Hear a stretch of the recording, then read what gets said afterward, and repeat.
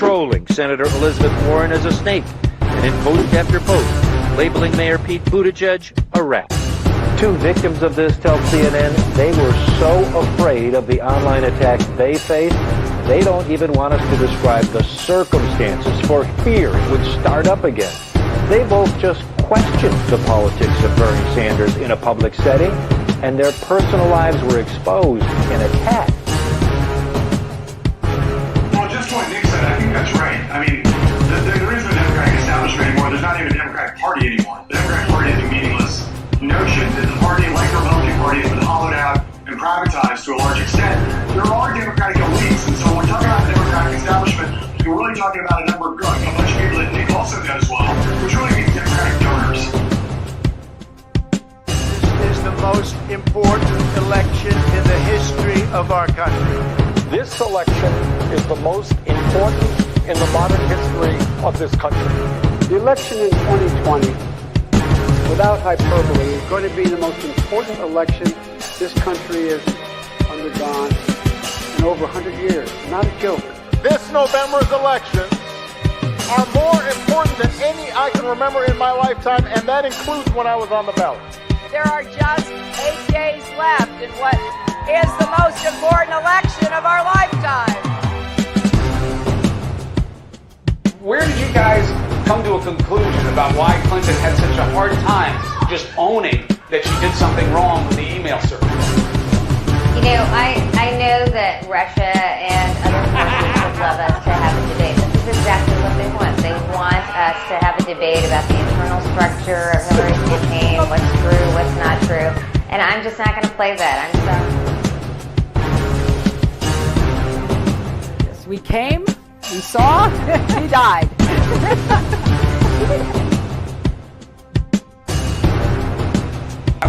I was the CIA director. We lied, we cheated, we stole. It's like we had entire training courses.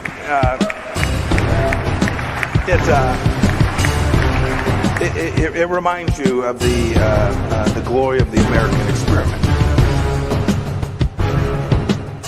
You know, people have said, if you look at, for example, the heat that ended up around the bend the knee, Colin Kaepernick. Mm-hmm. Many smart people have said it actually was not a thing. The Russian bots started taking out. Yes. But I saw my mom. My mom is the strongest woman I know. She should this be is running. Not about.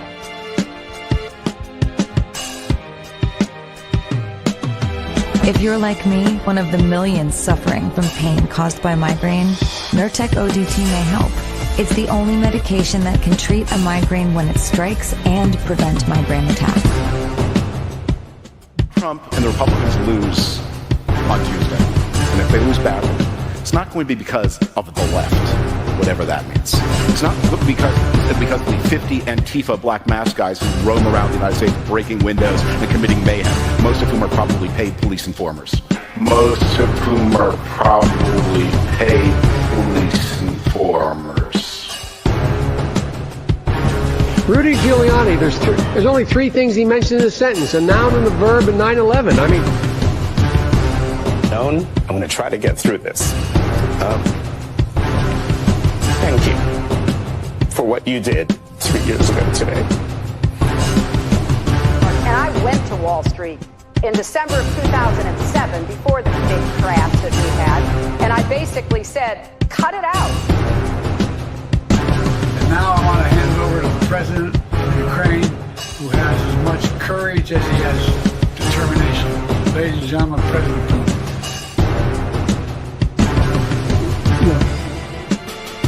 If we finally beat Medicare. Thank you, President Biden.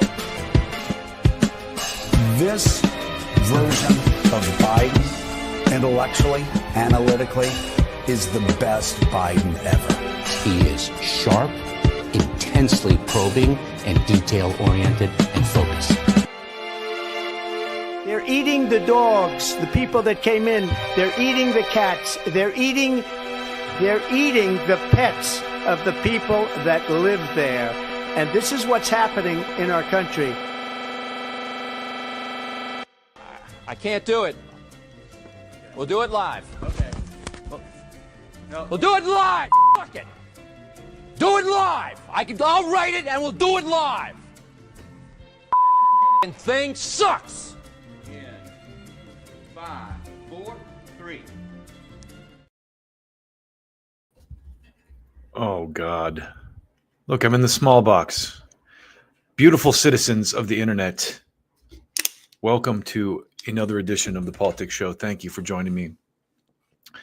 I have a lot of good content for you today, and I actually took some time to prepare a show.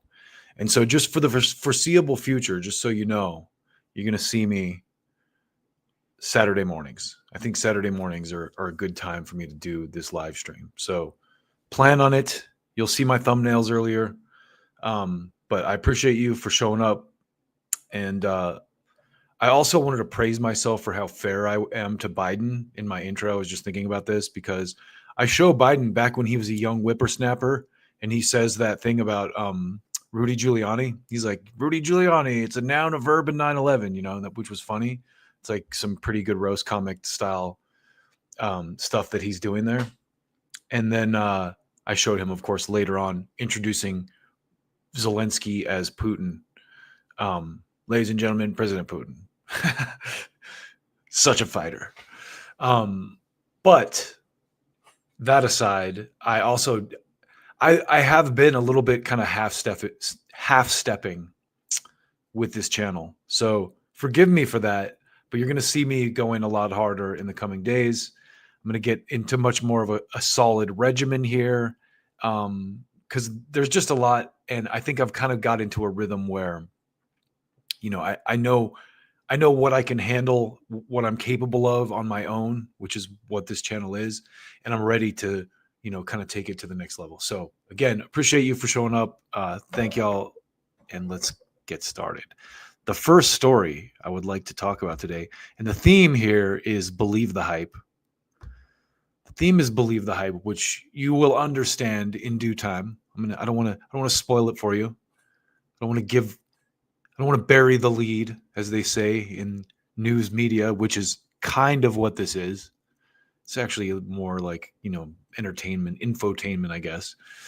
But that's the general theme that kind of fits with a lot of these stories. And I have some really good stuff with you, starting with, I don't know if you've heard much about this Riyadh comedy festival, and it just happened. And a bunch of wildly famous comedians, you know, played there. And it was, you know, it was one of the big news items in entertainment, right? And so there was kind of a debate that you saw after the fact where you saw a bunch of comedians calling people out and saying like, how dare you support the Saudis and da da da da da, you know.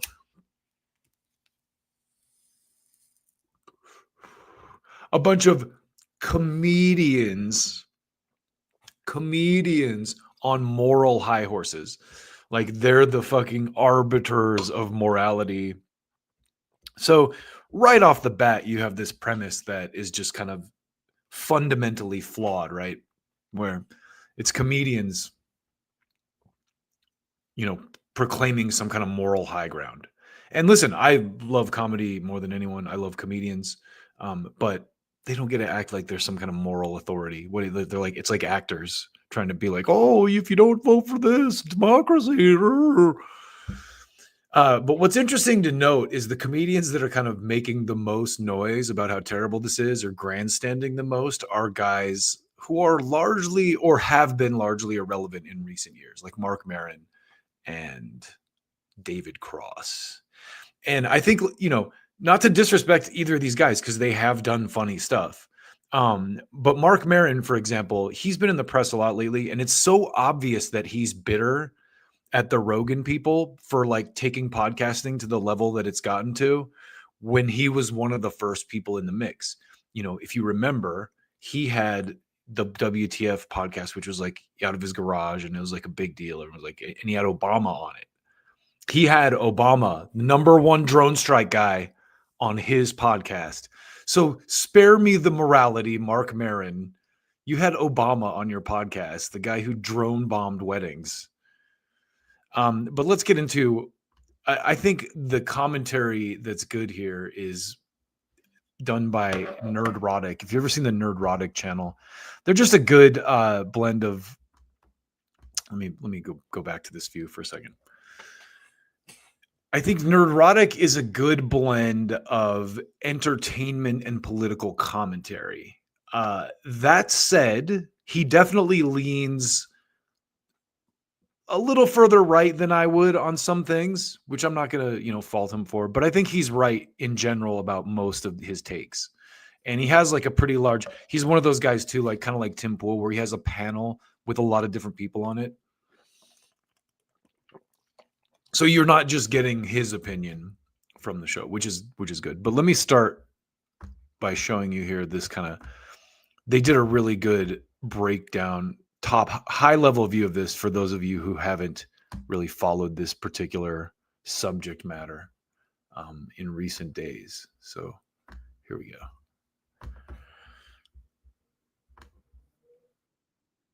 Thing, other than a couple things, which was basically, religion, don't make fun of the royals. Everyone was happy. The people that were doing the festival were thrilled. It was a mind-blowing experience. Definitely top 3 experiences I've ever had. And it was great to experience that part of the world and to be a part of the first comedy festival over there in Saudi Arabia. I think it's going to lead to a lot of positive things. I love that shit. It's what makes human beings hilarious. I'm one of the biggest hypocrites you're ever going to fucking meet in your life. Meanwhile, they were asking me to go to the Middle East soon. What? What? Where? Why? Saudi Arabia and UAE or Dubai. I think I'm gonna pass. Yeah, for the Saudi princess. Yeah, and everyone's like, yeah, you should do it. Everyone's doing it. It's like, for Saudis? Yeah. What guys the 9/11 guys? So like, aren't they exactly the 9/11 guys? So here you have. So this is the kind of the nuance of this debate, right? Here you have, and these guys clearly hate Bill Burr, which we'll get deeper into in a minute. But here you have these kind of the Mark Maron and the kind of David Cross people who are outraged and on this like moral high horse. And then Shane Gillis, who's kind of like a little bit less of that type. I wouldn't put him anywhere near the same category as Mark Maron and David Cross because he's successful. Like he's a guy who has so much cash right now. He doesn't need the Saudi money. So he can take a principled stand. You know what I mean? But it's a safe bet that if he didn't have a successful Netflix show like Tires and he wasn't like selling out arenas right now, like Chris Tucker was one of the guys on the roster. Like when's the last time Chris Tucker did anything? They probably threw $1 million at Chris Tucker to have him come play in Saudi Arabia. You think he's going to turn that down? Would you turn that down? I mean, let's be honest. Let's be honest here. So in this next bit, these guys from Nerdrotic, they kind of call out the comedians that they disagree with. And it's funny. I think they, again, do a pretty funny kind of like mashup, and their little commentary and clips are funny. So I'm going to share this again. Check this out. So I just wanted to point out a couple, because honestly, if you want to go to Saudi Arabia and do some comedy, I don't give a shit. I really don't give a shit. But if you're a virtue signaling whore like Bill Burr and or Whitney Cummings, who will go whichever way the wind blows. Oh, fuck fucking that thing. Phony ass. Both Bill Burr and Whitney Cummings have done woke comedy, calling out misogyny and America being a slavery state and all that bullshit. And then you go to Saudi Arabia, get fucked. When you call down. Now, okay, I don't know if that's necessarily hypocrisy. It's a good way to call them out because you disagree with their politics, but like if you have that kind of a message, hey, misogyny is bad and more rights for women, whatever, wouldn't you think like performing for a Saudi Arabian audience would be a good place to amplify that message, especially if they're saying, they're letting these people say what they want. They just can't criticize the royals and the government in Saudi Arabia. Now, I'm sure there's ways around that. But anyway, let me let these guys finish their rant. Actors, adult pretenders, Gary. Is the reason why it's stuck is because it is so true. They are literally just pretending through their whole fucking life, pretending to be human beings. So they kind of go through next the list of comics who perform here. And then they have a really good clip from Tim Dillon talking to Whitney Cummings. So I'll just let you watch this because this is. Arabia's Riyadh Comedy Festival, a comedy festival in Saudi Arabia. I know, this is fucking almost a contradiction in terms. Dave Chappelle. Now, am I mad at Dave Chappelle for going? Not really. No, Dave Chappelle rips everybody. So also, that's a great point. And there's actually some really good ammo I'm going to share with you later on for why Dave Chappelle is, specifically gets a real pass here, but let's keep going. Okay, so it's Dave Chappelle, Kevin Hart, Aziz Ansari, Pete Davidson. Okay, so he's getting some criticism because his dad died in 9/11. I know he's going back to where it all began.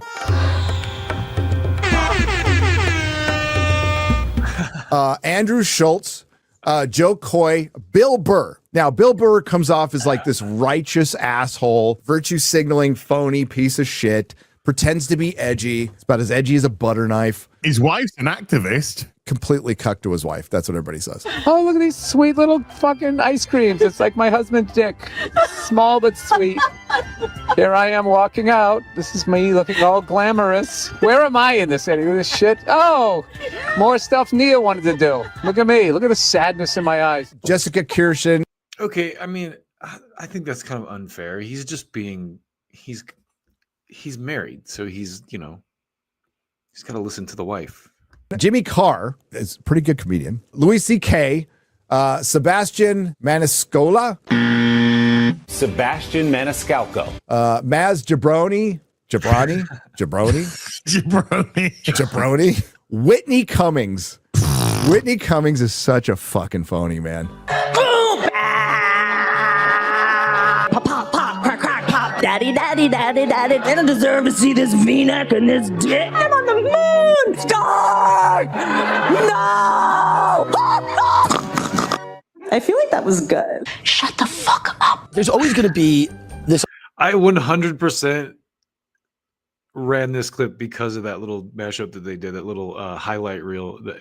I say what you want about Whitney Cummings. I'm not like the hugest fan or anything, but I don't think she's terrible either. I think these guys are a little unfairly angry at Whitney Cummings for I don't know. That's just my 2 cents. But this is the whole point of me showing you this footage is this Tim Dillon clip right here. So let me back it up just a little bit because you got to hear what Tim Dillon says here because it's very on point. Listen to what he says. I feel like that was good. Shut the fuck up. There's always going to be this unspoken thing between old Hollywood and young Hollywood. And that's what's happening here. And I'm old Hollywood. Yeah, you're a legend. By the way, classic. you're not any Hollywood. You're young I'm internet. young Hollywood. You've never been Hollywood. But that is Hollywood. No, now. it's young internet. No, but that is Hollywood now. still exists. No, no one Yes. cares about your friends like Sandra Bullock. No one cares about them. The thing where she wore the blindfold in the canoe got 50 million What views was that, more than 4 years ago? I'm just saying. Bird Box? You're bringing up Bird Box? Oh God. So that was really good. I thought that was relevant to the conversation. So these guys, obviously they really hate on Whitney Cummings, but now they're going to get into the outrage from David Cross and Mark Maron, which is, why I signed up for this ride. Because I've been meaning to talk about this for a couple weeks now, but then it just crescendoed with this whole outrage over the Saudi Arabian thing. And I have a nice hitting anywhere from 300,000 to 1.5 million for the show. So that's a lot of chitty chatter. Bill Burr and Chappelle don't need it. Whitney Cummings probably does for plastic surgery. David Cross slams Bill Burr and more comedians performing at the Riyadh Comedy. It's always taking shots at Whitney Cummings Film Festival. I'm disgusted. How can any of us take you seriously again? Now, I'm going to call out David Cross because I'm going to guess that a few of the comedians calling out the other comedians are just pissed they weren't invited. They weren't. Yes. Okay, that's it. So this is exactly what I thought when I heard this story. I'm like, oh, he's just mad that he didn't, because it's like the who's who of comedy, right? With the exception of a few people who kind of made the list. But I'm sure they were offered tons of money. And again, they're like, fuck your virtues when you get offered a check like that, which is not to make the comparison to a certain lobby which controls our Congress. but you get the idea. Money can be a very good motivator. Anyway, let me let these guys finish. I'm gonna let you finish. Let's be fucking real. Knowing what I know of stand-up comedians, and I used to hang out with them in San Francisco. We used to do comics versus comics in my shop. So we do stand-up comedy in my stand-up comedia in my shop. Chlamydia. Yeah, they're a bunch of backstabbing motherfuckers. So I think they're pissed off because they're going, but I'll just break out the popcorn and enjoy this. Comedian David Cross released a fiery statement. I'm glad he released a statement on his website Monday, condemning the comedians who agreed to perform at Saudi Arabia's Riyadh Comedy Film Festival. I'm disgusted and deeply disappointed in the whole gross thing. Okay, you're saying gross. Like women can say gross, unironically. Men cannot. That's a rule. Oh, come on. Who made you guys the language police? You don't get to decide what language is gay and what's not. You understand that, right, guys? I do not. The people I admire with unarguable talent would condone this totalitarian fiefdom for what? A fourth house? A boat? More sneakers? Totalitarian fiefdom. Okay, fiefdom.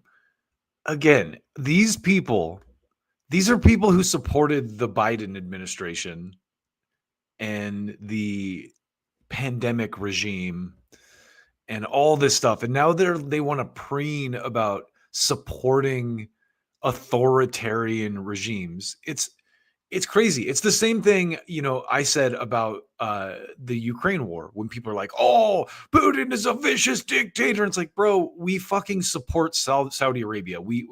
Every president kisses the hand of the sheik and walks down the fucking aisle with them and does a photo op with Saudi Arabia. And look, you could argue our influence on them has been good. Now they let women drive. They didn't let that happen a couple years ago. So we're getting to a point with all this, but let me let these guys keep going. Yes. Yes. He continued, we can never again take seriously anything these comedians complain about unless it's complaining that we don't support enough torture and mass executions of journalists and LGBTQ peace activists. Okay, I just want to pause there for just a little bit of thought-provoking material here, but we can never take seriously anything. Isn't the whole point of a comedian not to be taken seriously? They're joking. Like, we can never take them seriously again. As comedians, we could never take them seriously. Yeah, they're joking. We're not supposed to be taking them seriously. So I think that might be a poor choice of words on David Cross's part. Here in the States. It's fucking fuck off, mate. I'm signaling. I'm one of you guys. Look at me. I'm a good man. He would have been there in a heartbeat if he asked him. And terrorize enough Americans by flying planes into our buildings. Come on, everyone knows that was the Jewish Chinese people. I thought it was the Mosh. What? You need to get off Twitter. I concur. He was, of course, joking. But yeah, I was one of the people who chimed in. Like, I was like, oh, I don't know about this Riyadh Comedy Festival, but I can't wait to hear what David Cross has to say about it. So, who really cares what he thinks? But Mark Maron, same thing. He put out this angry rant recently about how stupid Theo Von was. And it just, as soon as I saw or heard it, he's like, Theo Von's a dumb redneck and I'm like, bro, this guy is fucking bitterly jealous that Theo Von has such a massive audience and he does not anymore. And like the Rogan sphere guys took over his stupid podcast space, and Rogan and his clique are kind of like the new kings of media. You have to admit that, whether you like it or not. The podcasting thing, yeah, sure, Mark Maron was in the game heavy before Joe Rogan, but he didn't do a good enough job that it mattered, clearly, because there's something about Joe Rogan's podcast that made it massively more successful than anything that, Mark Maron never did on WTF. He interviewed Obama, you guys. Doesn't that excite you? Let me let these guys finish. Okay, so here they go. speaking of the devil, here they go to talk about Mark Maron, who they have a cute nickname for. Jewish Chinese robots. Clearly, you guys don't give a shit about what the rest of us think. They actually don't. And Mr. Showstar isn't the first comedian to take issue with the Riyadh Comedy Festival. Mark Moron recently took to his What the Fuck podcast to slam participating those at event. Now, this is a dude who's pissed that he didn't get invited. I promise you. I mean, yeah. See, that's why I love this guy's commentary, because it totally. As soon as I heard it, I went, "Oh wow, they're speaking for me on this one." This guy is totally upset he didn't make the cut. He didn't get the call from the Saudis, because if he did, he would be there. You know, again, Shane Gillis, I think, has the luxury of saying yes and no to stuff right now, where someone like Maz Jobrani probably does not. Dave Chappelle, you know, we'll get into why Dave Chappelle gets a pass here in just a second, but let this finish. How do you promote it? From the folks that brought you 9/11, 2 weeks of laughter in the desert. Don't miss it. I mean, the same guy that's going to pay them is the same guy that paid the guy to bone saw Jamal Khashoggi and put him in a fucking suitcase. But don't let that stop the yucks. It's going to be a good time. Shane Gillis also disavowed, who I like, the festival, saying on his... Okay, so again, I just want to make this point. Mark Maron, fuck you, dude. You had Obama on your podcast. Let's remember that meme that's like, Obama gave 90% of his earnings to charity. Google Obama 90% to find out more. Here's what happens when you Google Obama 90%. Have you ever seen? You've probably seen this, but U.S. deadly drone strikes. The assassination complex, Obama's final drone strike data. Of the 542 drone strikes that Obama authorized, killed an estimated 3,979 people, including 324 civilians. So, you know, this guy's upset about Jamal Khashoggi, which is a deeper story just than he worked over at the Washington Post, of course. But also, you know, selective outrage. That he turned down an invitation and a significant bag for appearance fee. I took a principled stand. Yeah, you don't 9/11 your friends, bro. Don't 9/11 your friends. You don't. The principled stand. You don't drone strike your friends, Mark Maron. You fucking hypocrite, like jealous hypocrite. Oh my God. So ironically, or maybe not ironically, the voice of reason in all of this was Louis C.K., who was on Bill Maher's show. I'm not sure when this is from. I jacked this clip, and hopefully I don't get copyright stricken for it. But it's good to it's refreshing, because everything Louis has to say here is kind of just on point. He doesn't miss a note with this. Listen to this. You're part of this big festival over there. Yes, I mean, yes. What do you think about the fact that we have a schism here in the comedy community? Now, I'm going to throw my cards on the table here. Sure. I have mixed feelings about this, but I basically think it's a great idea to go anywhere. Yeah, the schism is between people who are jealous that they didn't get invited and people who got invited. Like that. Because purists bug me because they think change has to happen overnight. Change doesn't ever happen overnight. No. There are restrictions on what you can say because this is the first time. Yeah. But somebody has to go the first time and do your act. You're not allowed to talk about religion or the royals. Well, royals is the government and religion. Without that, I would have no act. Right. Right. Yeah. I still think people who are doing it are brave, and it's apparently the ones over there are enjoying it. Yes, they're all. When I'm talking to other comedians that have been there, and they've been really surprised by what's going on. There is a woman who's a lesbian and Jewish who did a show there, and she got a standing ovation. And so there's stuff going on that's unexpected in this thing. So yeah, and if you're a clever comedian, you can work within the boundaries they give you and like subversively insert jokes that still poke fun at the empire or the royals or the religion or whatever, or Muslims. You can do that cleverly and creatively with comedy. That's one of the beautiful things about it as an art form. But let Louis finish. And people have been playing Saudi Arabia for years. Like comedians have been going and playing Arab countries There was a film festival there recently. Like, it's kind of opened up. But I've always said no to Arab countries doing shows. I do shows everywhere. Like this show, I'm playing in India. I'm playing in Turkey. I'm playing in Bangkok, Hong Kong, all over the world this year. And when this came up, they said there's only two restrictions. It's their religion and their government. And I don't have jokes about those two things. It used to be when I got offers from places like that, there'd be a long list. And I just say, no, I don't need that. But when I heard it's opening, I thought, that's awfully interesting. That just feels like a good opportunity. And I just think comedy is a great way to get in and start talking. And there's Saudi Arabian comedians there. And I'm going to a comedy club in Saudi Arabia the first night I get there to just see what's going on. I love stand-up comedy, and I love comedians. So the fact that that's opening up and starting to bud, I want to see it. I want to be part of it. I think that's a positive. I think so too. Yeah, I just want to Dave take Chappelle. I just want to take a quick sidebar here before they talk about Chappelle. But when I was a kid, and this is dating myself, but the Berlin, if you're my age, you probably have vague memories of this or older.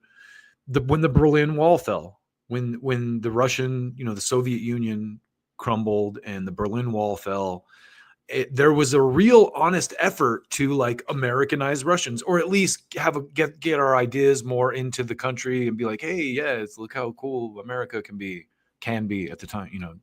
Very different time now than, no disrespect, anyway, point being is, we should have that attitude with a country like Saudi Arabia, like as they modernize, we should be there to help them evolve, and anyway, let me let them finish, because this is where they talk about Chappelle. And I think Louis made some really good points here that I was kind of unaware of.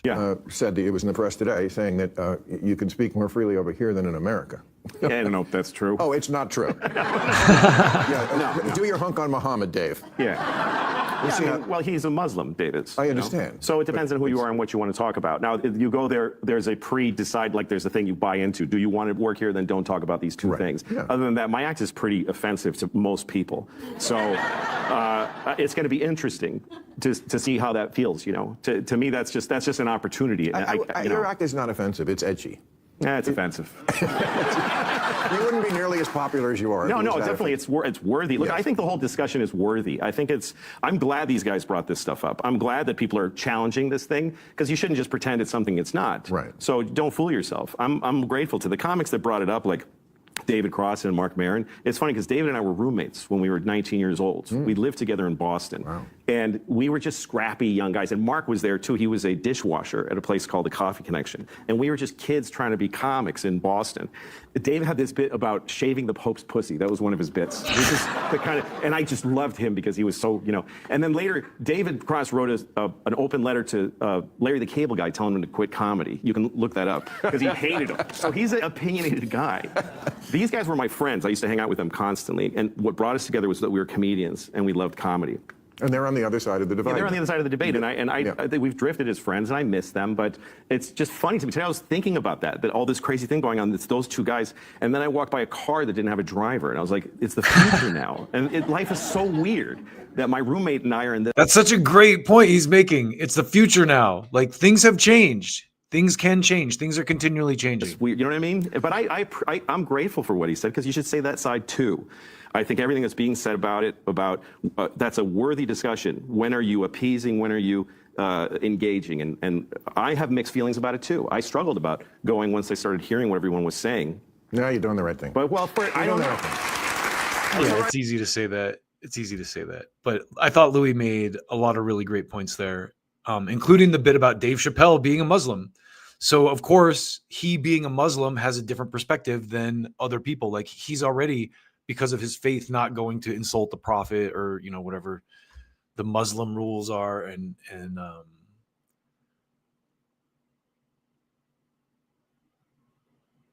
anyway,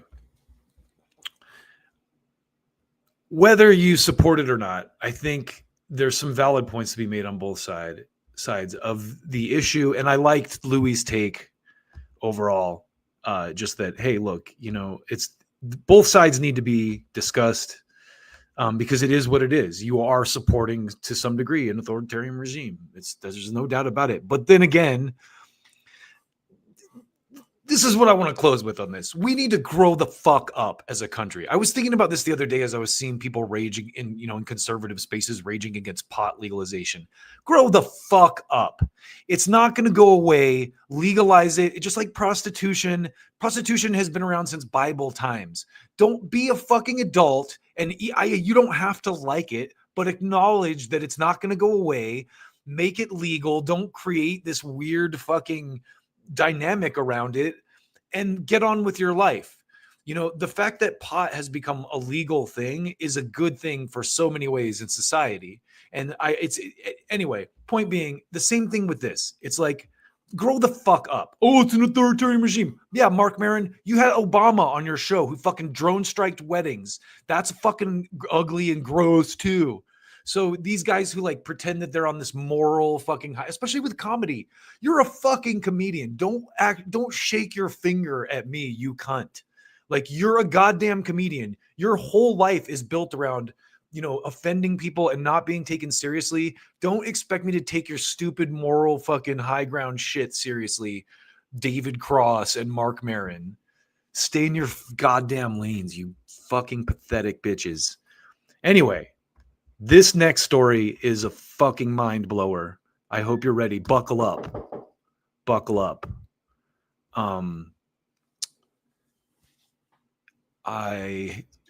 Give me just 1 second. Someone is at my door. It might be the census. Hold on a second.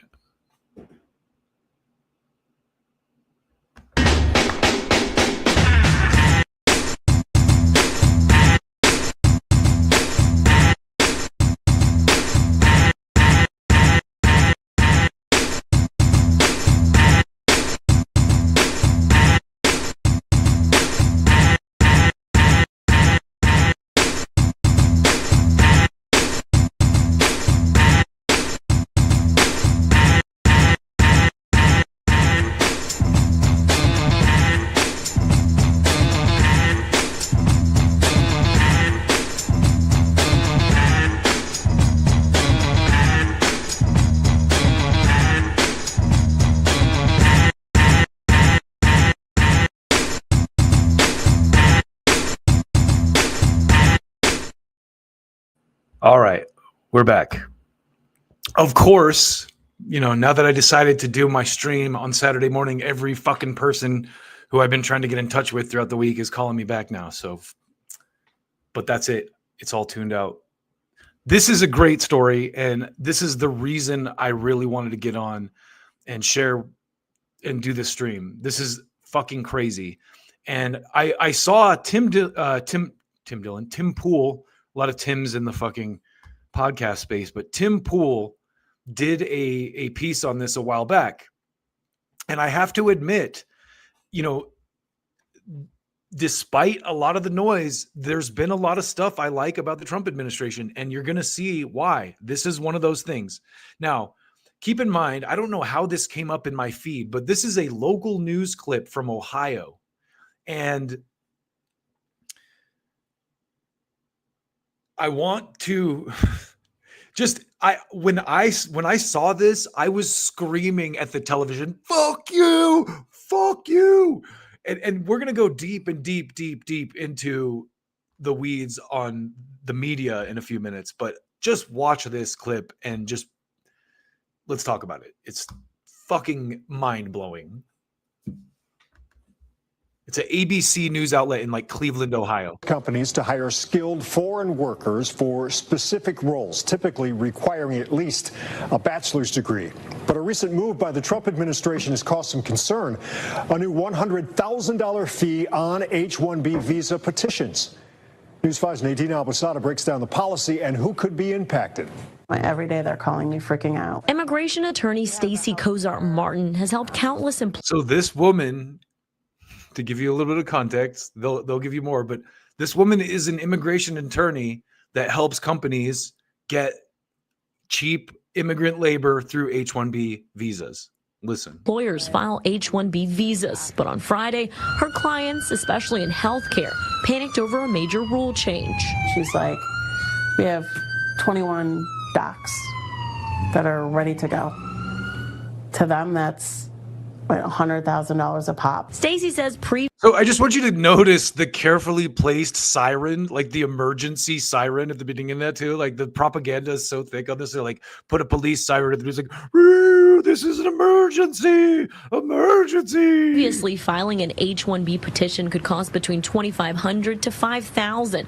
But on September 19th, the Trump administration issued a proclamation requiring a $100,000 fee for each new H-1B petition. The problem, it's unclear who pays for it. It's very difficult for employers to...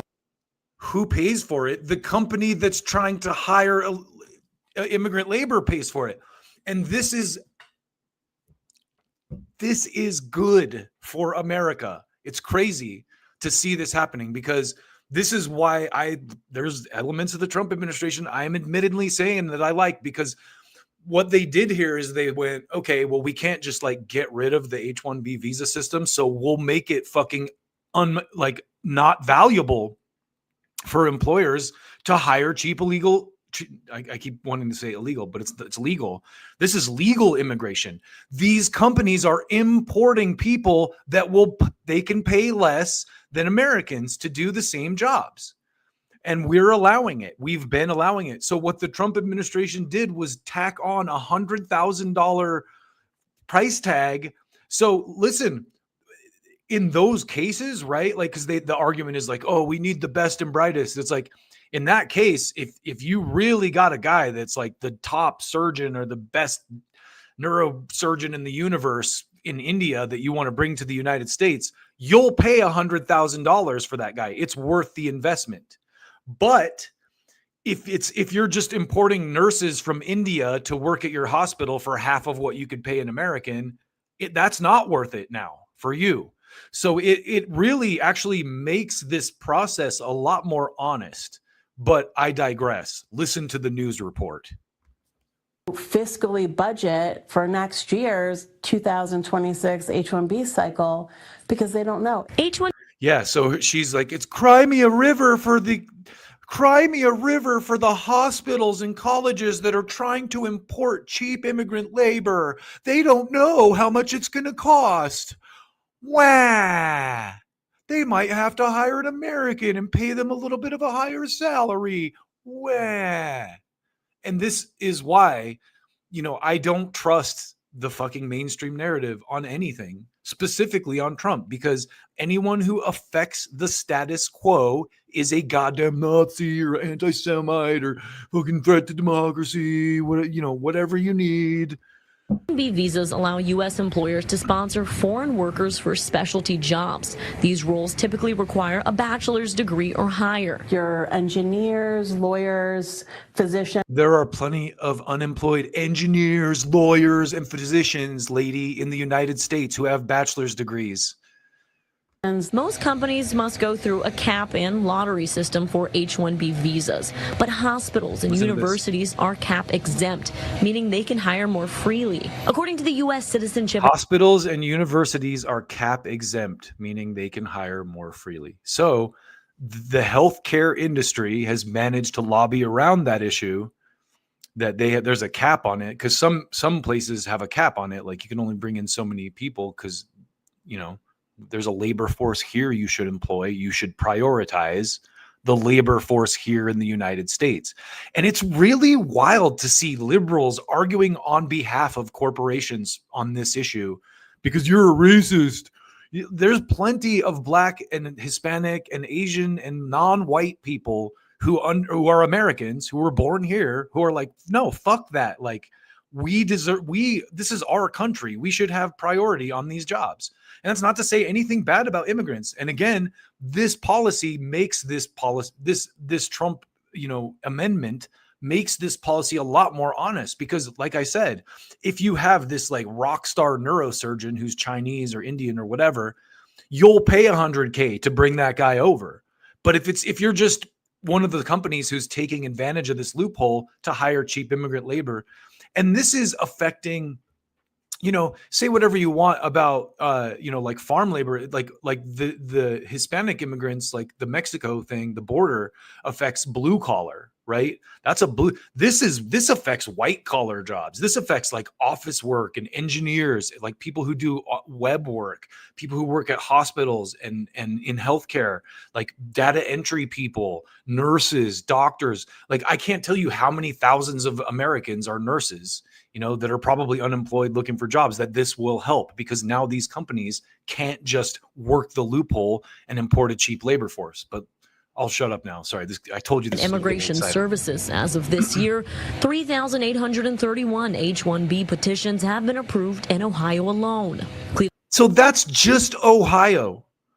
That's just Ohio, where they're importing 3,000 plus immigrants, you know, and these aren't Hispanic immigrants either. These are just people that they know they can pay less than Americans. Cleveland Clinic leads the list with 201 approvals, followed by Ohio State University. I think employers are going to shy away from sponsoring people for H-1Bs. News 5 reached. Wah! I think employers are going to shy away from. Wah! Oh, poor employers! They might have to pay people fair wages in the United States. Wah! See, this is it's made me so fucking angry.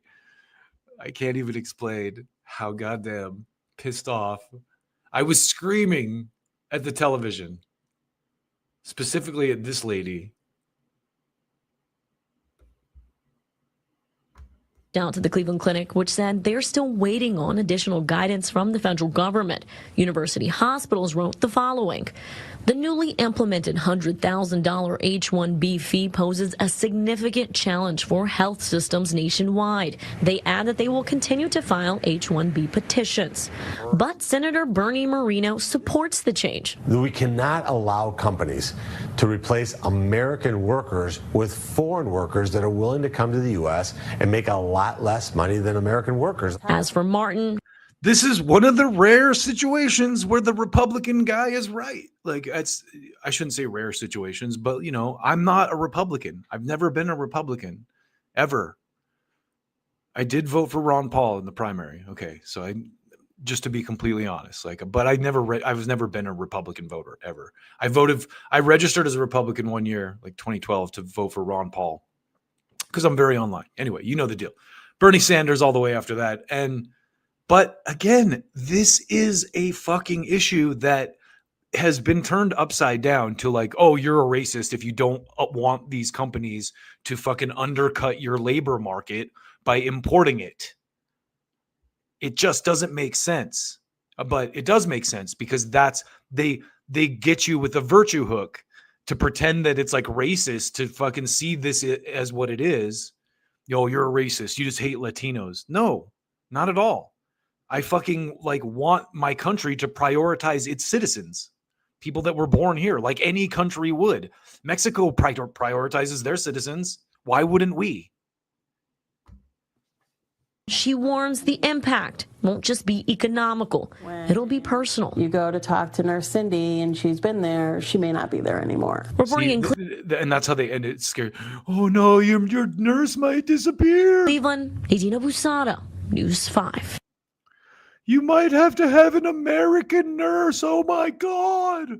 How tragic would that be? So this is just a great example that, you know, the media is so fucking terrible. And this is a local news report from Ohio again.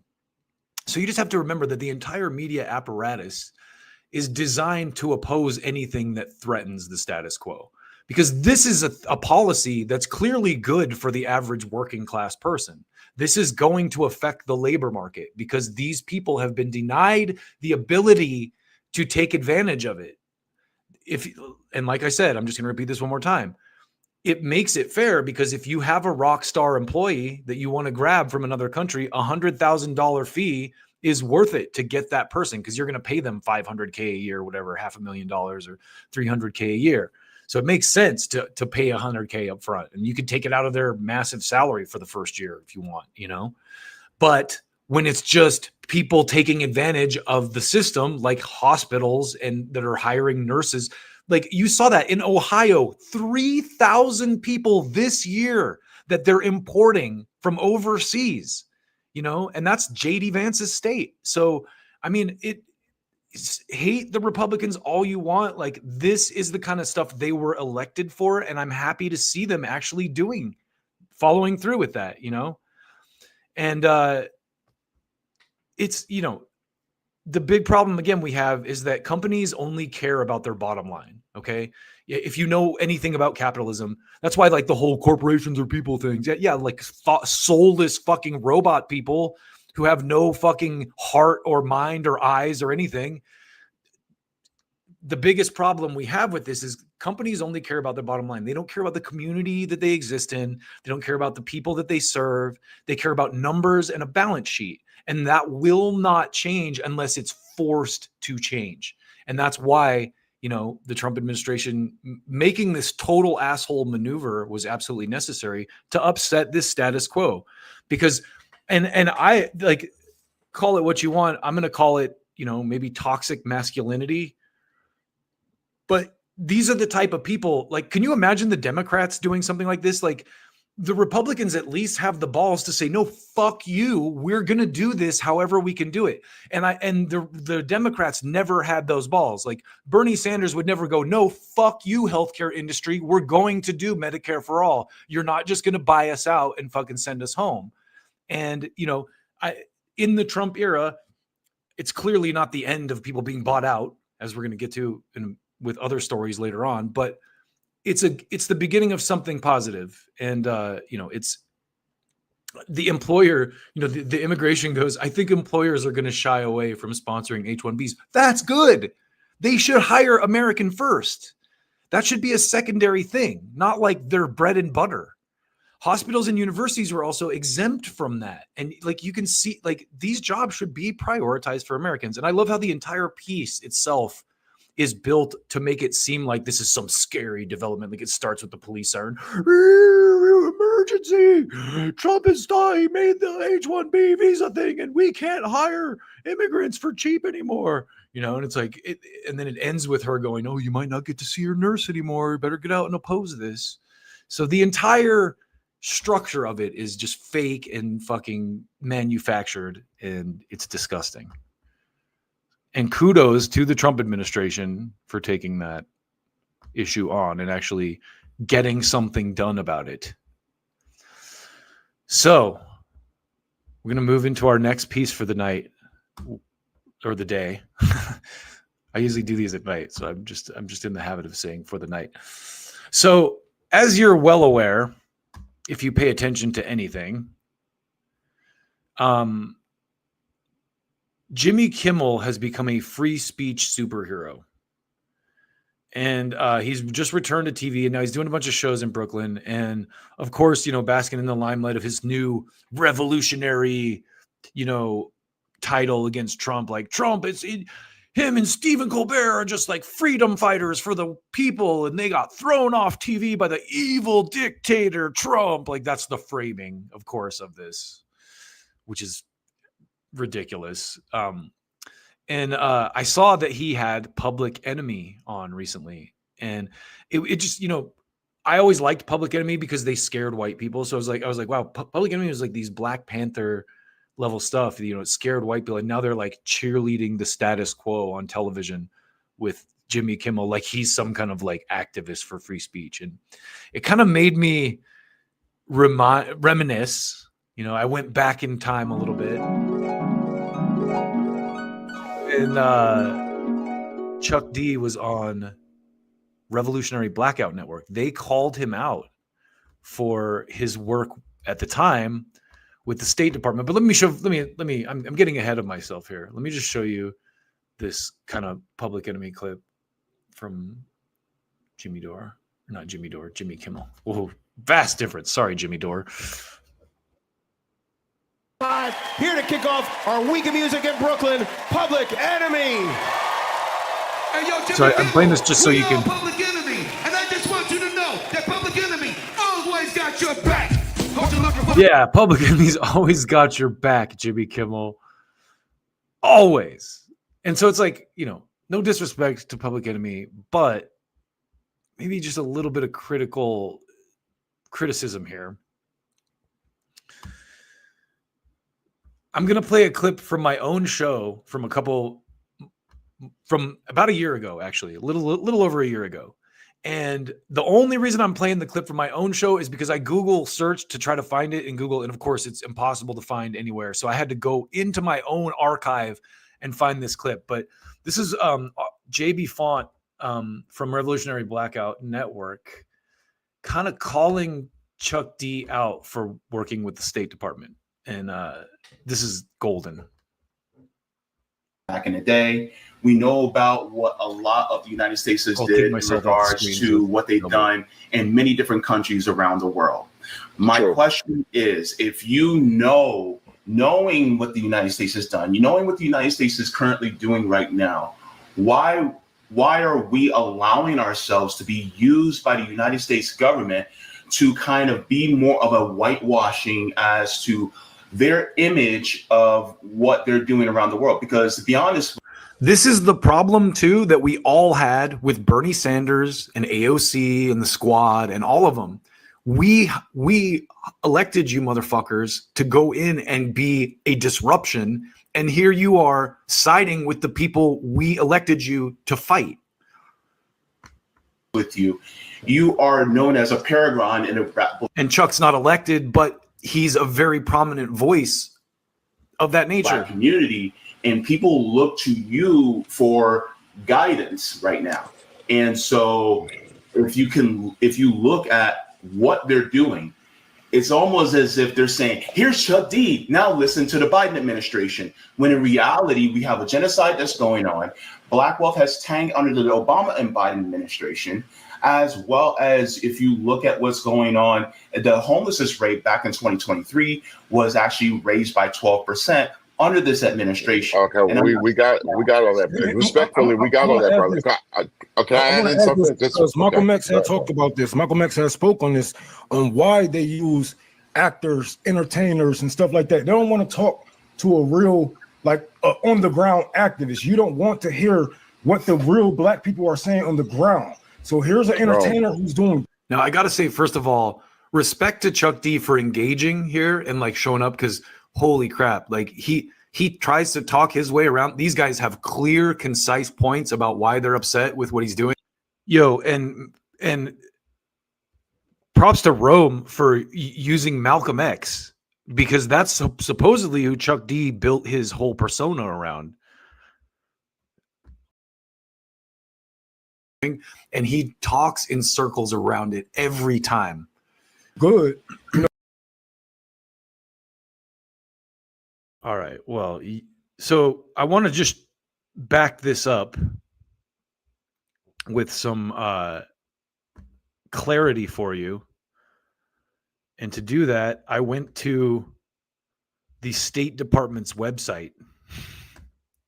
So here's the article from the State Department itself about Chuck D, just so you know I'm not, and what these guys are kind of calling him out for, just to give you some context to that clip too, is they were calling him out for supporting the Democrats who were clearly doing the same terrible things, just under the guise of like, look how free we are, we're awesome and liberals, you know.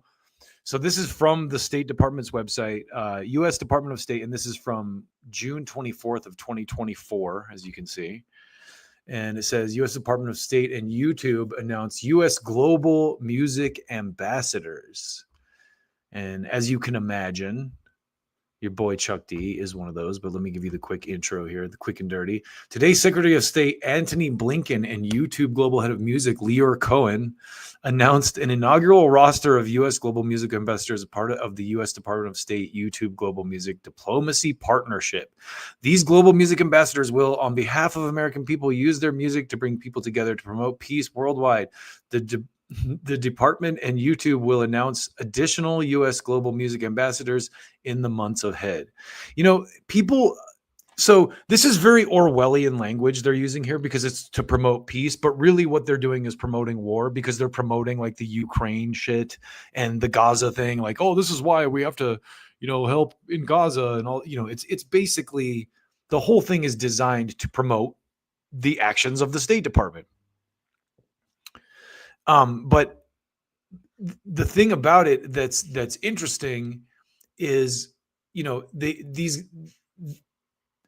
this is how they kind of like Rome said, by the influence of, predominant people who are, in the Black community, or just, it makes supporting war seem like what the edgy people are doing, And let me just keep going here because there's a little bit more to this story. These American music artists, songwriters, and producers exude excellence in their fields and have demonstrated a commitment to public service and giving back. Beginning this year, U.S. global music ambassadors will engage audiences ranging from youth to marginalized populations to world leaders. So the Orwellian thing I was going to get to there too, I kind of lost my train of thought, is they call it promoting peace, right? When it's really promoting war. And one of the things I think Trump gets a lot of shit for is he recently changed the Department of, what was it, Homeland Security to the Department of War, which to me is just honest. You know what I mean? It's like, I think it makes it much more, it makes it, just quick sidebar here. When you change the name and you're that honest about what it is, the Department of War, it makes it much more difficult to engage it, I think, right? Because they're like, oh, Homeland Security, like the Department of Homeland Security said blah, blah, blah. And it's like, oh, well, we got to be secure, but if it's like the Department of War wants to fucking do this, you're like, wait a minute, the Department of War wants to do what? Like, there's a fucking Department of War. We should think about this. Does that make sense? It makes sense to me anyway. So here's Chuck D's credit on the State Department's website. He's the first person listed on this post. Chuck D is a Rock and Roll Hall of Famer, Grammy Lifetime Achievement winner. He's the co-founder of Public Enemy and Prophets of Rage. He recognized worldwide as a legend, activist, fine artist, and best-selling author. Bridging cultural divides and inspiring a positive change has been a part of my life's work, and it is a responsibility I don't take lightly. Being a global music ambassador is an opportunity to use my voice in music to inspire everyone, new generations of human beings from many, many places, leading, activating, and uniting, making a better world through music, which is the universal language. So, Chuck D, I'm sure, sees this as this noble thing, and you would have to do that to engage in this way. But it's not a very noble thing. And this goes deep, and I would like to go deep into the waters here, because this is one of those things that has been a recurring theme in my subject matter over the years that I've been doing this show. And I think it's one of the most important things to talk about, because Chuck D has, long been a hero of mine and everything. But seeing him do this, it's like, man, it's so difficult to understand. And then you realize, like with the Riyadh Comedy Festival thing, there's a bag. There's some kind of money involved. And Chuck denies, to these guys throughout. They're like, why are you? He's like, oh, they're not paying me. They're not paying me. They're not paying me. And then these guys are like, well, if they're not paying you, it's even worse. Then why are you doing it for free? You know what I mean?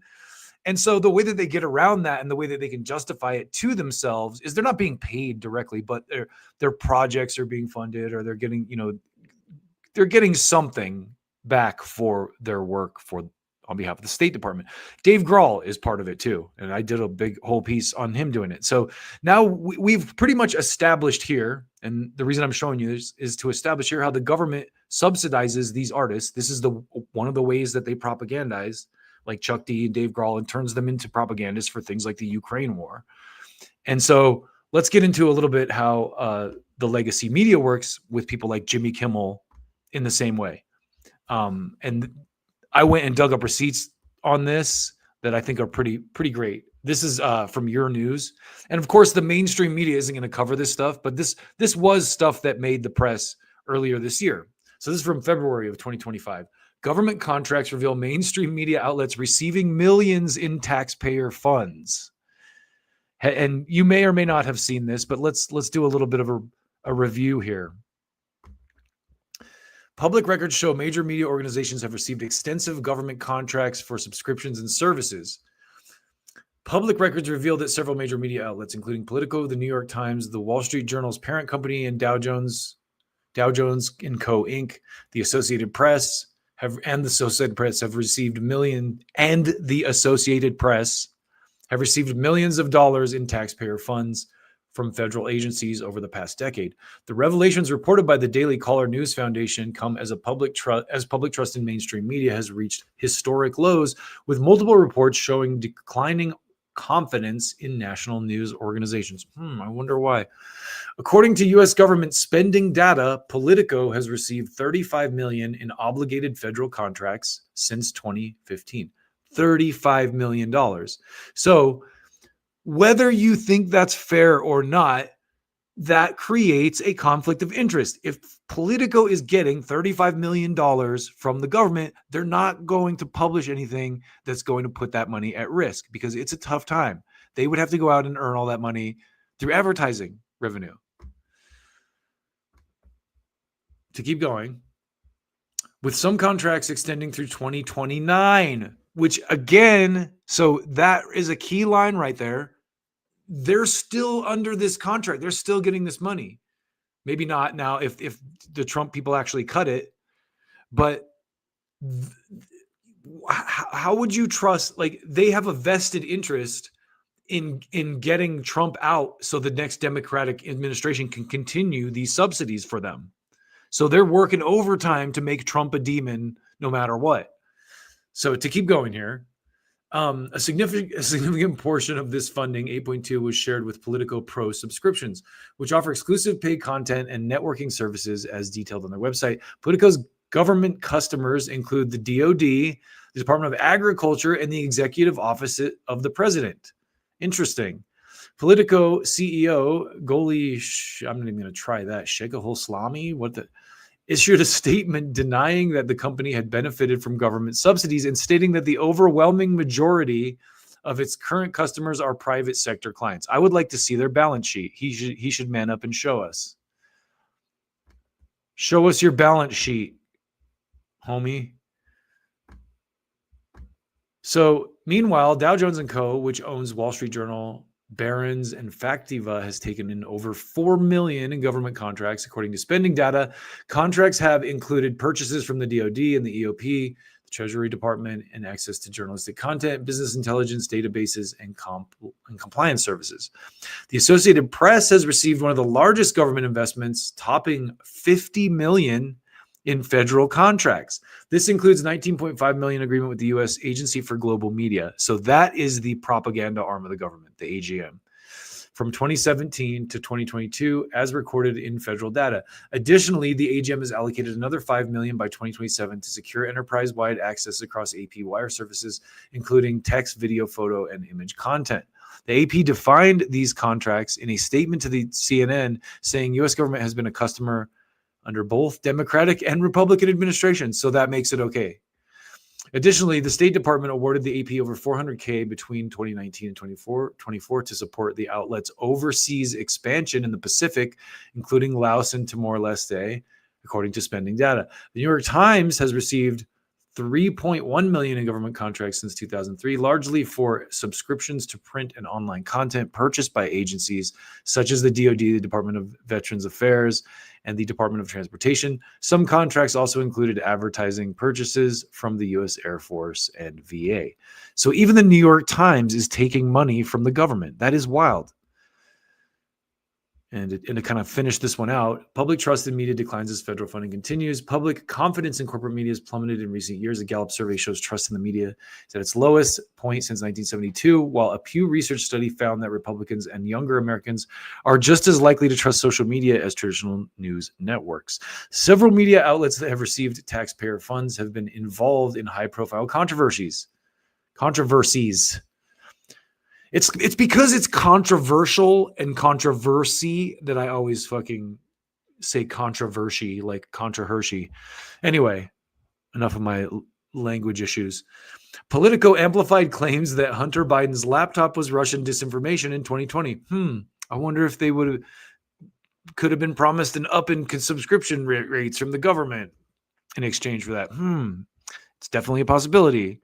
However, Hunter Biden was convicted on gun-related felony charges in 2024, with the DOJ confirming the authenticity of the laptop and using it as evidence. The New York Times falsely reported in 2021 that the U.S. Border Patrol agents used whips on Haitian migrants in Texas, a claim that was later debunked by a CBP investigation. However, the NYT never retracted its story. So, as you can see, we have very clear conflict of interests and with, the government and the major mainstream media. And it's why no one trusts it, because it's clear, it's very clear if you watch how they report, and then you watch someone who's unbound like Tucker Carlson or Ian Carroll or Candace Owens or right now a lot of the real potent truth tellers out there ironically are on the right, because people like Kyle Kulinski and David Pakman are bot agents of fucking Democratic PR firms who just go, Trump bad, oh, Trump bad. That's like that's all they know how to say. Like, baby, you're Trump bad. That's the Democrats' fucking entire platform over the last fucking 30 years is Trump bad. Trump is bad. See, right? Emergency. Trump is terrible. Trump is so terrible. He's ruining everything, you guys. Oh my God. So just one more quick stroll down this lane, just to make sure you know that this is a real thing. This is from the Times of India. Similar kind of reporting, but this one includes, of all places, the BBC. And like none of the mainstream outlets that are getting this money are going to run this report. And a lot of the mainstream outlets take their their info from the AP. So if you control the AP, who got the biggest sum of money from the government, and you control like what they're putting out, you control like what 80% of the press, because 80% of the press goes, oh, AP reported this, and this is where that's our source for stories. So from Times of India, Reuters, AP, BBC is in here, and Politico. How much is U.S. government funding did they receive? While some argue this funding supports press freedom and media development, others raise concern about conflicts of interest. Duh. Here's a breakdown of how much government money has been directed towards these organizations. So real quick, there's your boy Elon. If you thought major media organizations operated entirely independently, the numbers tell a more complex story. That's being generous. Data from USAspending.gov and other sources reveal that several legacy media outlets have received significant funding from U.S. government agencies, including USAID and NASA. While some argue this funding supports press freedom and media development, others raise concern about potential conflicts of interest. Here's a breakdown of how much government money has been directed toward these organizations. That was like the leader line I already read. So Reuters received $9 million awarded to its subsidiary Thomson Reuters. So AP and Reuters are like the two main sources that trickle out to all the other news outlets right here. Reuters received $9 million awarded to its subsidiary Thomson Reuters Special Services by the U.S. Defense Advanced Research by DARPA. I wonder why DARPA is funding Reuters. DARPA, who's also responsible for a certain pandemic that happened.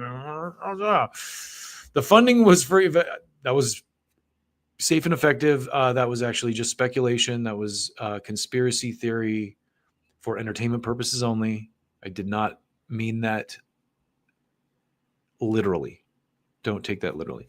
The funding was for evaluating defense tools, not newsroom activities, but the connection sparked a debate. Reuters clarified that TRSS is a separate entity from its news division, emphasizing that the funding did not influence its editorial independence. They're like, oh, they're paying a different arm of our corporation. Like, nothing to see there. Like, it doesn't all go to the top anyway. I mean, like, what do you think? You think that them giving us a bunch of money is going to really affect how we see them? I mean, come on. What's wrong? Are you naive? The Associated Press received over $500K from federal payments before Elon Musk's newly established Department of Government Efficiency. Remember, this article is from back in February. This one's February 17th of 2025.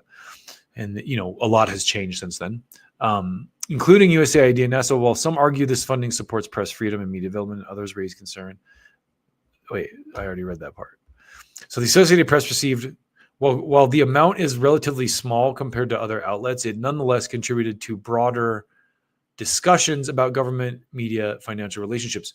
We also read that the Associated Press got a bunch of other money from subscriptions and stuff too. So I don't think that's the full picture there that in Times of India has here.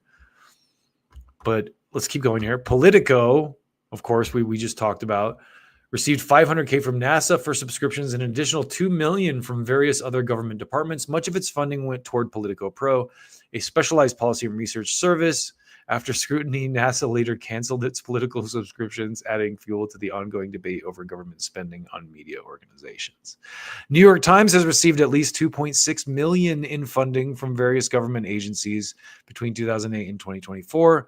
Though a relatively modest sum compared to others, the financial ties have prompted discussion about media independence. Figures like Elon Musk have labeled the MIT as government-funded media, a characterization the publication does not acknowledge. The BBC received £2.6 million, approximately $3.2 million, from USAID to support journalism training, public education initiatives, and media development across more than 30 countries. While USAID's funding officially ended in 2011, the BBC has continued to acknowledge its past support as part of its broader global partnerships. Did it really end in 2011?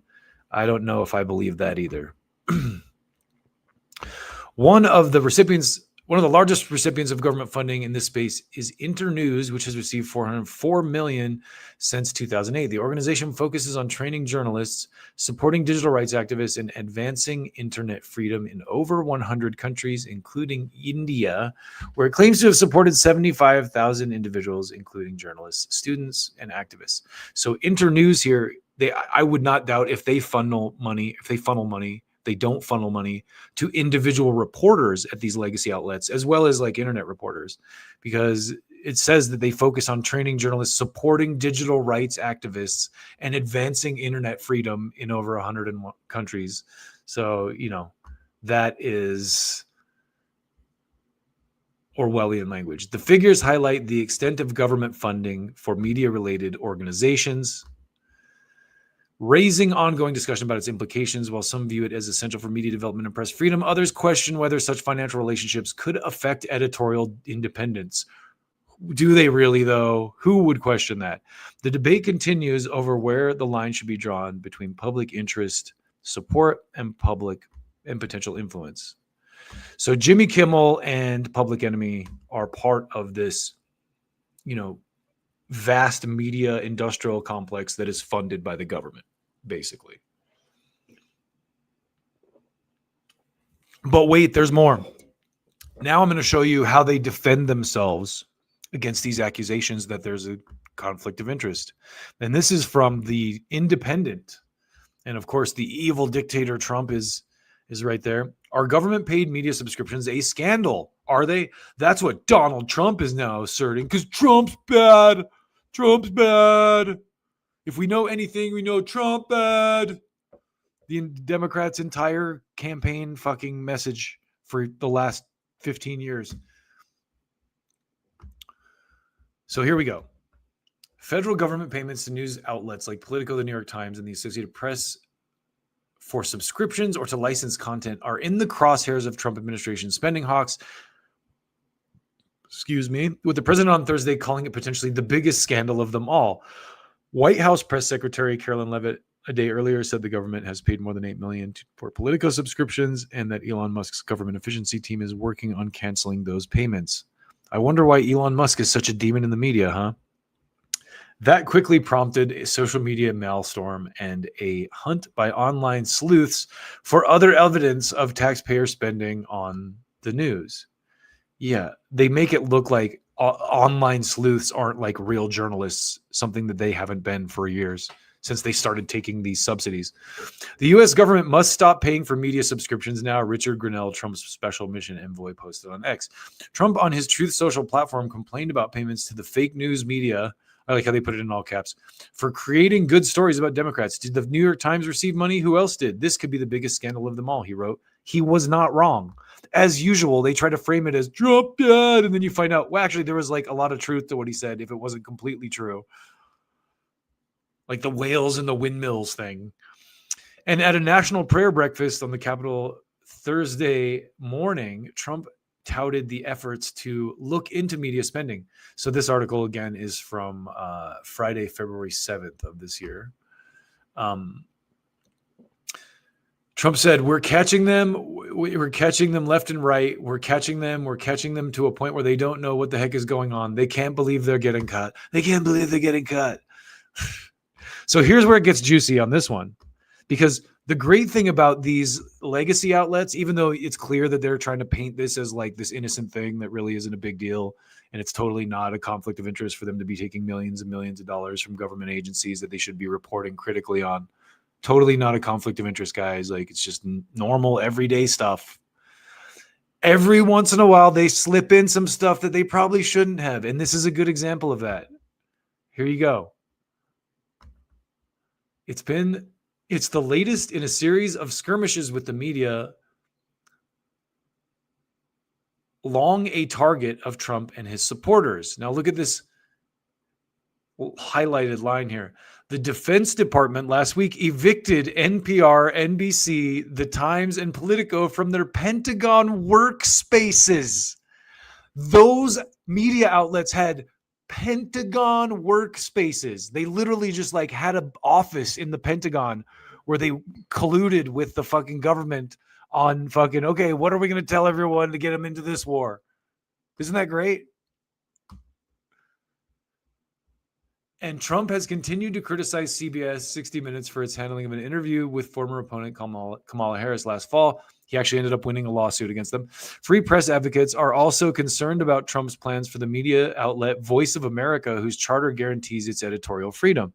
Voice of America is, of course, the propaganda outlet that allows us to spread American-made propaganda overseas. This time, though, it's a bit different. By linking federal government spending to the media, Trump has bundled two of his long-favored political targets into one rhetorical package. Yeah, because they don't belong together, right? Governments paying for news outlet content is common. Are you kidding me? Like, they're acting like this is like, see, it's like, dude, this happens all the time, you guys. It's totally common. I mean, come on. Politico, in a statement to readers from CEO Goli Shaikh Holistani, or whatever the guy's name is, and editor-in-chief John Harris said Thursday that it's not getting a government subsidy. Yeah, because they can say that. Maybe it's a grant. Maybe it's not a subsidy. Probably on some technical level they can say it, but they're getting money from the government, clearly. Whether it's a subsidy or not is irrelevant. It's a transaction, just as the government buys research equipment. Yeah, see, there it is. And the industry reports, they said, they're just our customer. Some online voices are deliberately spreading falsehood. Let's be clear. Politico has no financial dependence on the government and no hidden agenda. We cover politics and policy. That's our job. That sounds very fucking suspicious.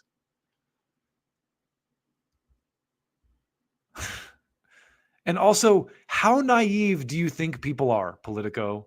You really think, oh, it's just this innocent thing where the government gives us all this money and we would never report, base our reporting on all this money that they're giving us. That would never affect us because they give it to this other arm of the company. We don't even know it's there. How fucking and again, this is why no one listens to any of these people, because we know how fake and full of shit they are. And that right there is proof of it.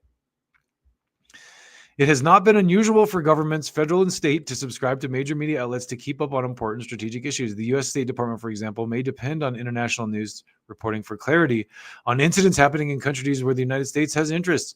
Specialists in an agency, like the Department of Transportation, follow trade publications and industry trends. Yeah, see, guys, it's fine. It's totally natural. It's just something that you should accept. These officials and other public servants are simply seeking to better understand the world through independent journalism, like the millions of other Americans, spokesman Charlie Stanley said. Elon Musk's voice is also in the mix. Oh, here comes the devil. Musk, also a frequent critic of the mainstream media and the owner of X, a platform that in many ways competes with it, retweeted one message on X that complained about the AP raking in millions of dollars in government money for years. Yeah, that's a good thing to complain about. It should stop. Not for long, Musk added. This is obviously a huge waste of taxpayer money. AP spokesperson Lauren Easton said that the U.S. government has long been an AP customer through both Democratic and Republican administrations. It licenses AP's nonpartisan journalism, just like thousands of news outlets and customers around the world. It's quite common for governments to have contracts with news organizations for their content.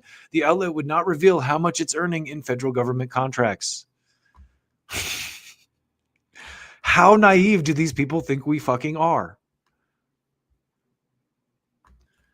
Separately, Musk's focus on USAID agency has threatened some $268 million in congressionally authorized funding aimed at offering training and support to some 6,200 independent journalists working around the world, including in war-torn Ukraine, said the organization Reporters Without Borders. Yeah, we need people we need government-funded reporting from Ukraine, because they're going to be honest with us about how much money we should spend there. They're not. Anyway, denying the money will create a vacuum that plays into the hands of propagandists and authoritarian states, said Clayton Weimers, executive director of Reporters Without Borders, USA branch. So the whole thing is a gigantic scam, and we've known that for a while. And I think it was like, if you've ever played Mike Tyson's Punch-Out, you know how at the end of the, like when you finally beat one of the characters, you hit him in the face and they have this like astonished look. They're like, and then they like fall down. That's the media is kind of like in that fall down place. Like when Trump won the last election, they got that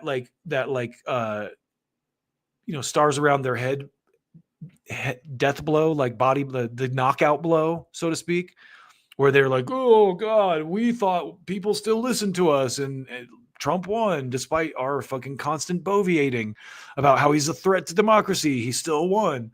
And now they're in the process of like slowly falling down. You know, it's going to be a slow process because it's a gigantic beast of a fucking, legacy media, carcass that's falling very slow. It's like a beanstalk falling.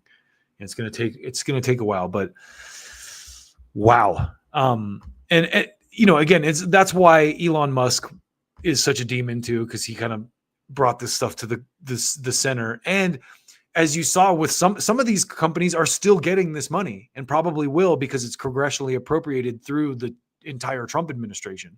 So I'm sure they did that on purpose. They're like, well, just in case he gets elected, let's make sure we give Politico plenty of money to be like, Trump is bad the whole time. Trump is bad, RFK bad, Trump bad, everything's bad. Now listen, that's not to say that there isn't bad stuff that Trump does. There's plenty. But like, you can't just constantly come from that place where everything the guy does is the worst thing in the world. And if you do, it's dumb because he is in power.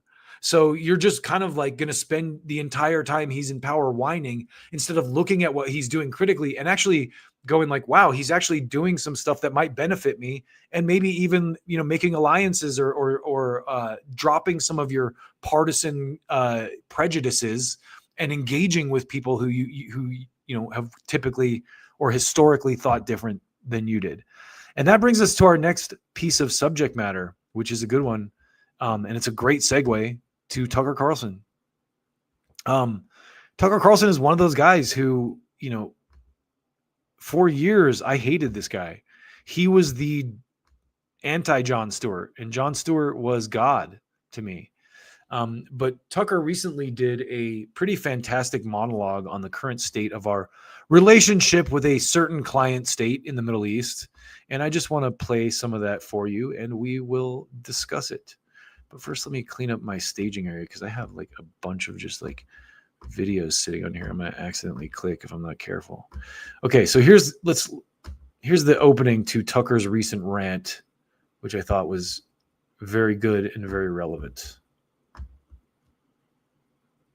There's a lot going on in the world right now, but if you're on social media, and of course you are, because it's really America's only remaining news source, there's only one story going on, and it's Israel. Everyone online is arguing about Israel, and really they fall into one of two camps, generally speaking. So probably the more aggressive side are the deranged Taliban-level ethno-narcissists who are telling you that any criticism of the secular government of Israel is tantamount to blood libel against the Jewish people.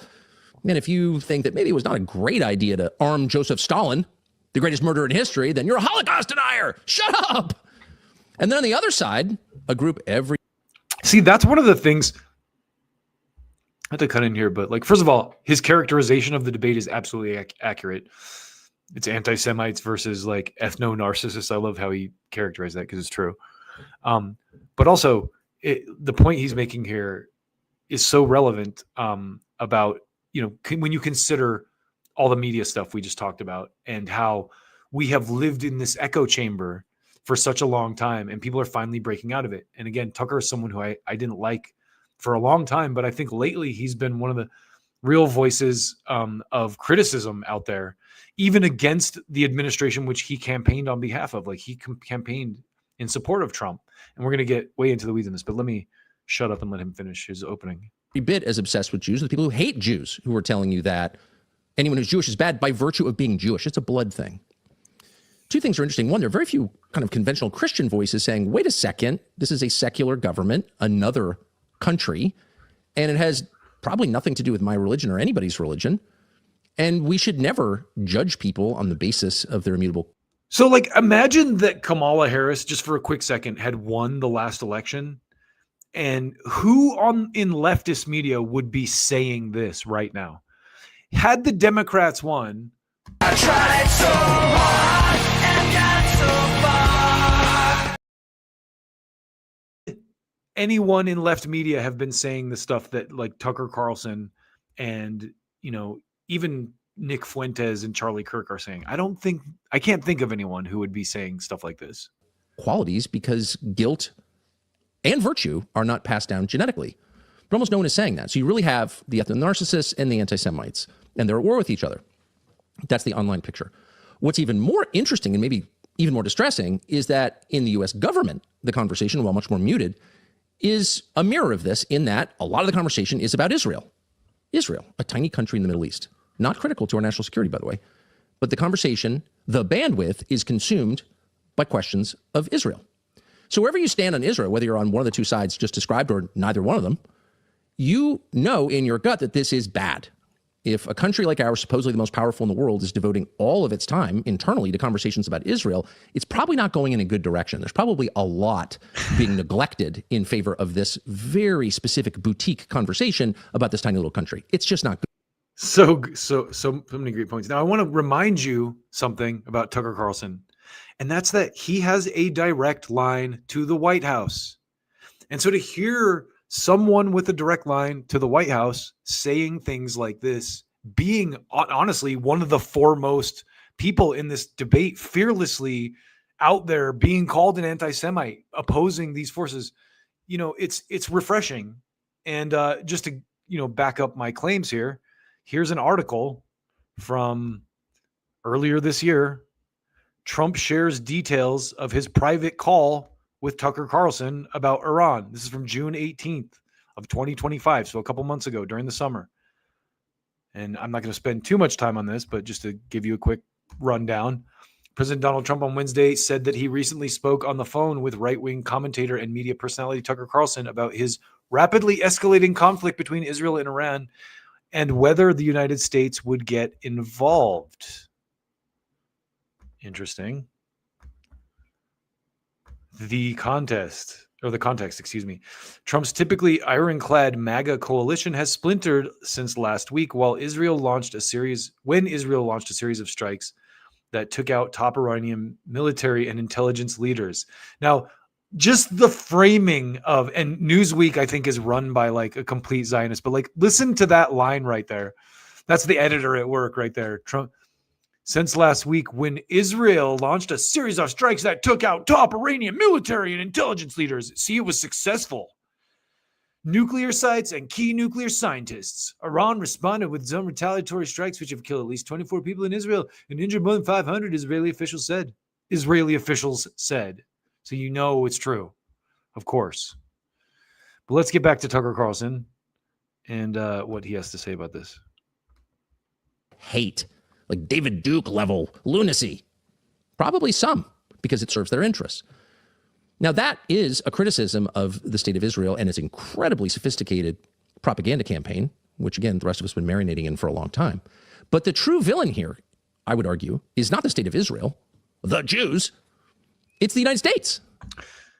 You have to love this. This is another thing.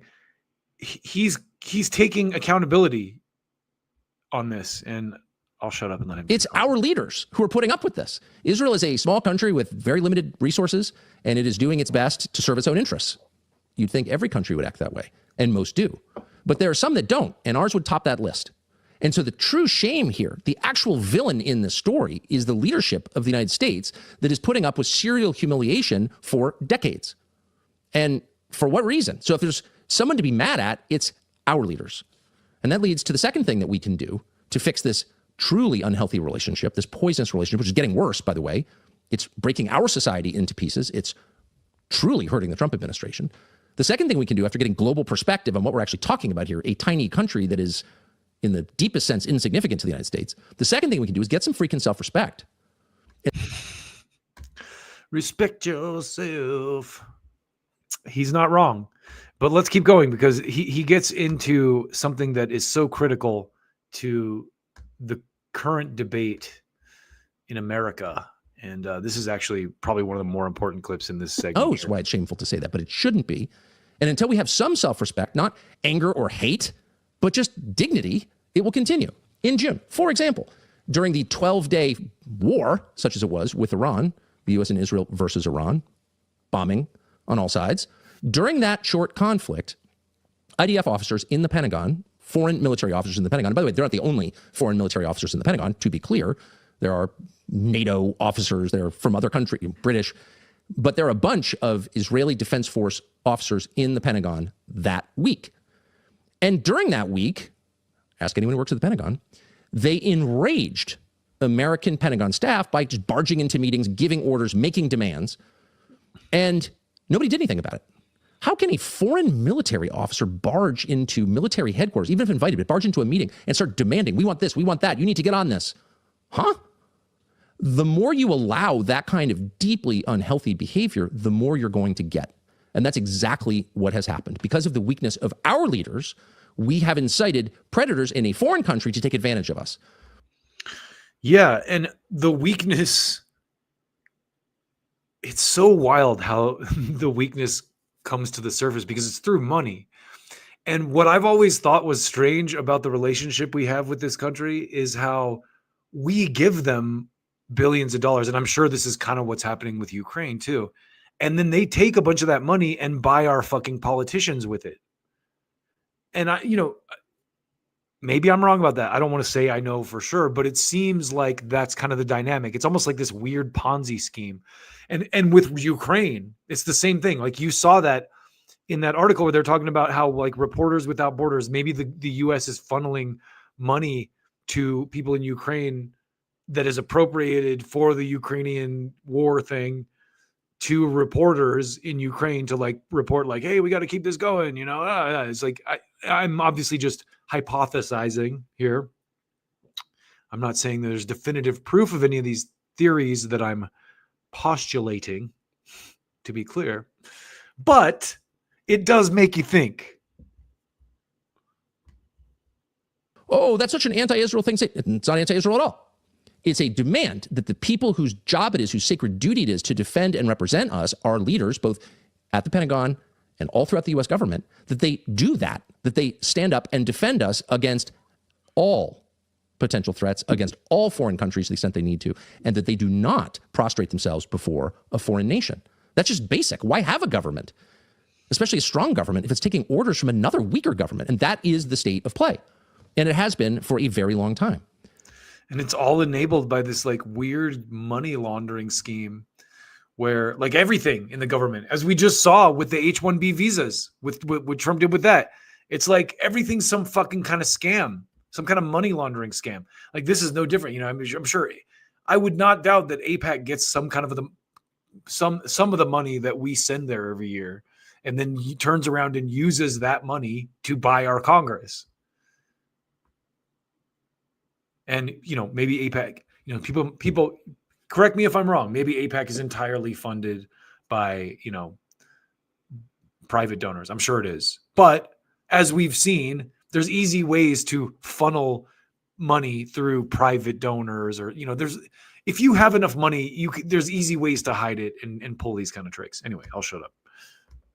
And they're not even pretending, to such an extent that the prime minister of Israel goes on television to openly participate and meddle in internal American politics, taking sides, attacking people, Americans. You wouldn't think it would be his business. He's not an American leader. He's not even an American citizen.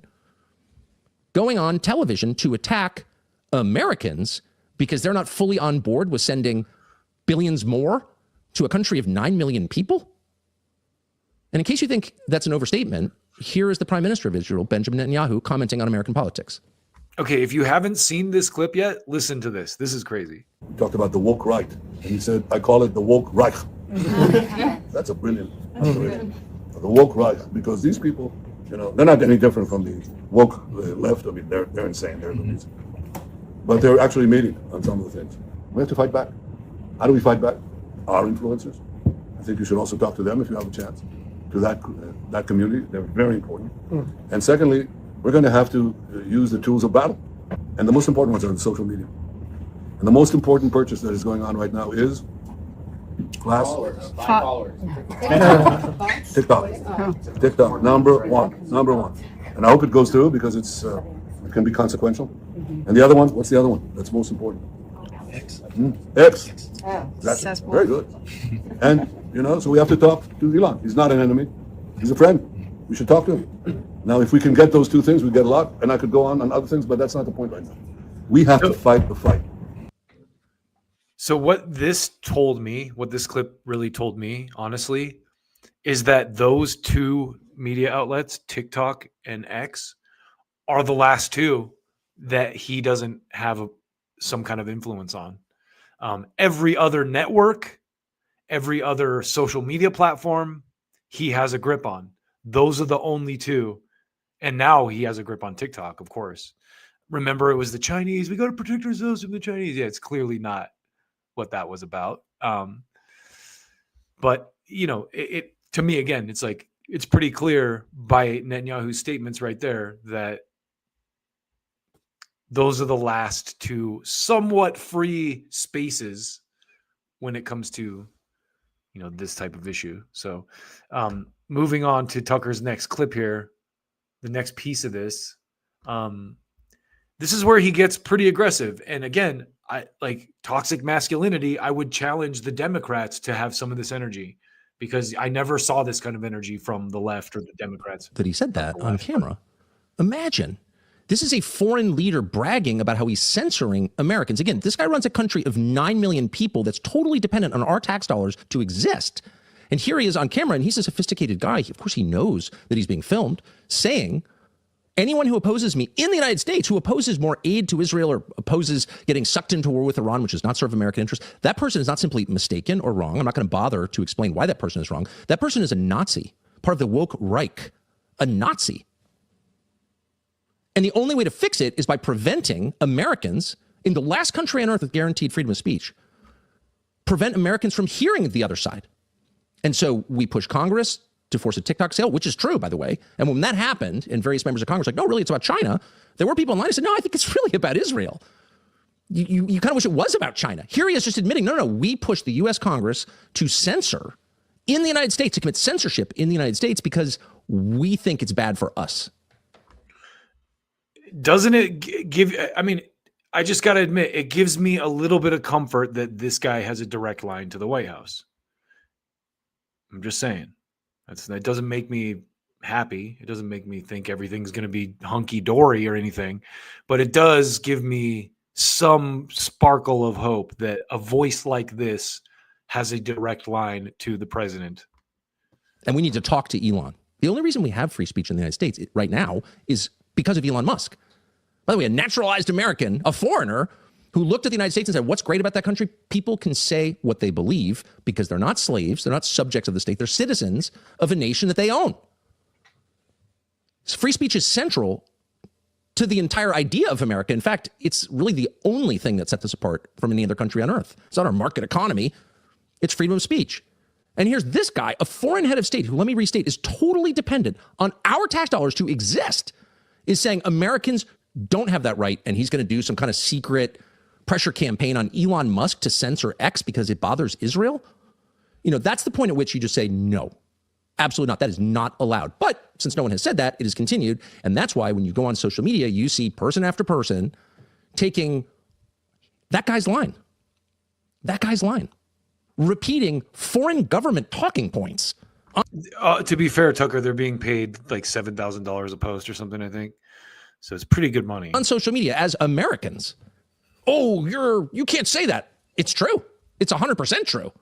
And it's also totally counterproductive, by the way. This is not a sophisticated propaganda campaign.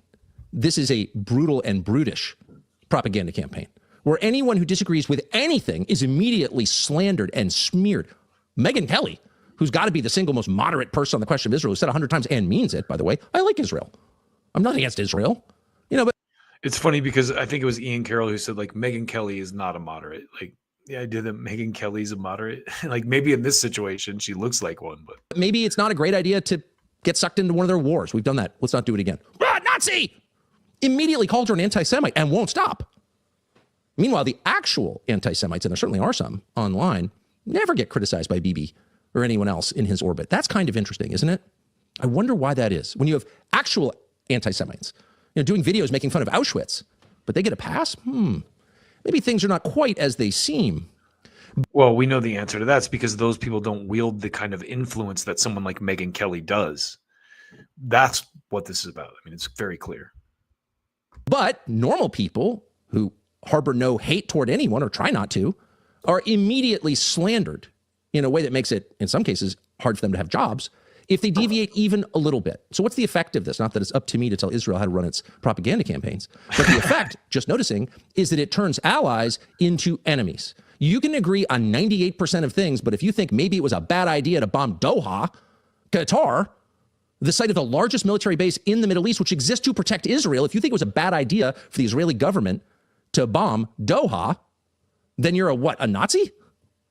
Just in point of fact, by the way, Hamas was originally in Qatar because the Israeli government asked them to accept Hamas.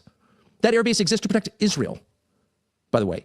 That was such a reckless and demented move that Mossad in Israel opposed it and wouldn't participate in it because they thought it was too reckless. So to say that there is, quite a bit of latitude for debate in Israel is an understatement. Mossad refused to participate in that. But as an American on social media, if you're like, I think it's a little crazy that our ally is bombing another one of our allies without even telling us and then lying and pretending that they had permission from the president to do this, which they did not. If you say that, you're a Nazi, you're part of the woke Reich. This can't continue. It's too crazy. It's counterproductive for them, and it's deeply destructive of our political conversation and of our country itself. Now, the good news is that this the humiliation, which is going on, just give you one more example. So I think one of the things that's interesting about this is it sounds like that may have changed the dynamic, but that story on its face is just crazy. Just to recap it for you in case you don't know what happened. Most people know.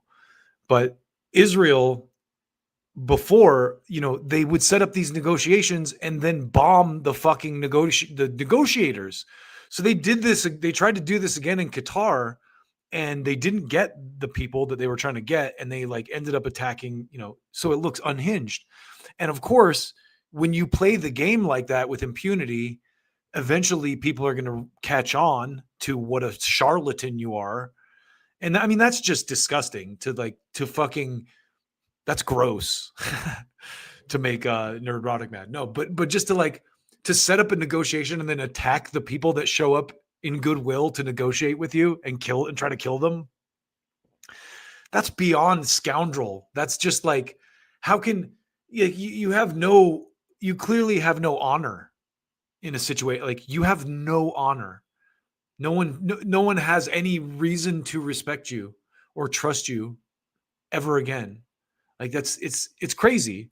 And this has to stop. Again, this is a guy who has a direct line to the White House.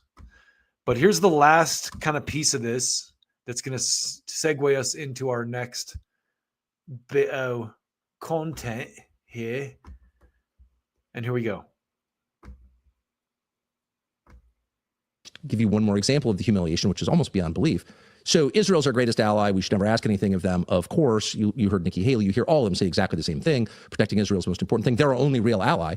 If they're our only real ally, why does Israel have a long history of transferring military technology, including American military technology, to China? To China? Most people have no idea that's true. It is true. Why is China running the port of Haifa, Israel's biggest port? Really, if they're such a close ally? So it's funny too, because I made this point back when people were freaking out about the spy balloon and all that shit. Or when people are originally trying to say that the TikTok thing was about China, I'm like, yo, China already has access to everything they want. They don't need to use TikTok. They make the fucking chips in our phones. So this idea that like China is after us anyway, I had no idea about this. And Tucker's, again, making very solid points here. And of course, the answer is because from Israel's perspective, we're not a close ally. We're a country that has been willing to help them. But when you only have 9 million people and a limited defense budget, you take help where you can get it. So the loyalty is not requited. It's one way.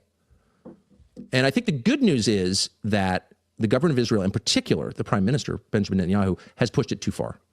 And he did that in part by running around telling people what he thought was true, apparently. I control Donald Trump. I control the United States Congress. I control the United States. He said that to political allies and opponents in his country. He said it to foreign heads of state. Fact. I control these people. Don't you worry. And by the way, if you kick me out of office, the next guy probably won't have the level of control that I have. He's made that case openly. So here's the other thing I love about this. Whether this is true or not, again, Tucker has a direct line to the White House. And the one way you're going to get Trump to act on something is to be like, oh, this guy disrespected you. He thinks he owns you.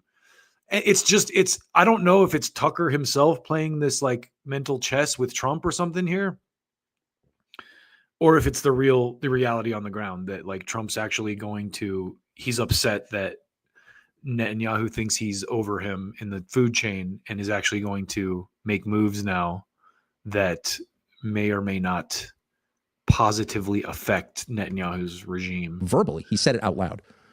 And that was too much for our president. And so in one of the great moments, it was a cool shower on a hot day. President Trump pushed back, not directly, but you can watch this clip and see that he's had enough. Here is President Trump the other day asked about Israel's plans to annex the West Bank. Watch. Did you promise leaders this week that you would not allow Israel to annex the West Bank? Is that something that you... I will not allow Israel to annex the West Bank. No, I will not allow it. It's not going to happen. Did you speak with Netanyahu about this directly? Yeah, but I'm not going to allow it. Whether I spoke to him or not, I did. But I'm not allowing Israel to annex the West Bank.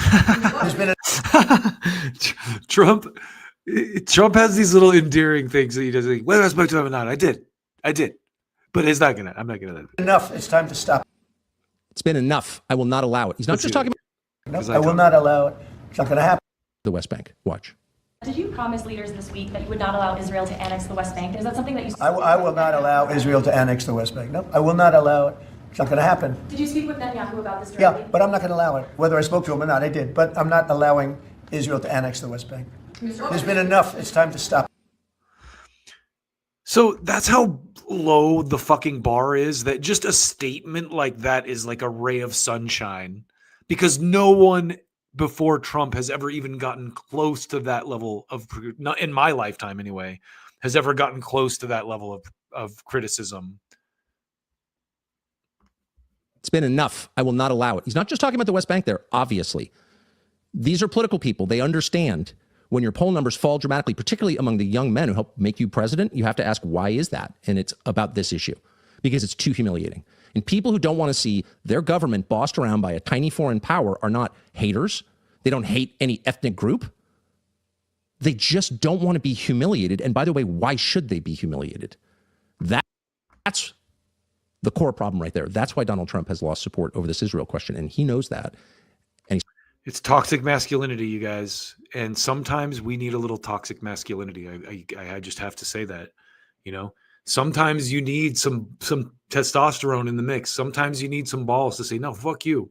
Fuck you. This is not happening anymore.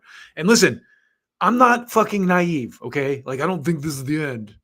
I don't think that just because Trump said XYZ, like it's going to fucking change a goddamn thing, but it's messaging and tone, and that at a level that I have not previously seen, like I said, in my lifetime. So we'll take it for what it is, which is maybe something of a positive. And with that, I would like to move into something I need to do more often, which is just to catch myself up on news. So this is the latest bit of news on Trump's plan for Gaza, which, he just came out and said he's going. Now, again, these are the same people that call negotiations and then kill the negotiators. So you have to take this with a grain of salt, but let's get into it real quick. And I love the headline that they used too. They didn't say, Israel stops Gaza assault. They say Israel scales back Gaza assault after Trump demands halt to bombing. Now, this headline has two parts to it that I think are very important. The first part is Israel scales back Gaza assault, because even in this headline, they're admitting that Israel's not going to listen. And they're also admitting that Trump demanded a halt to the bombing.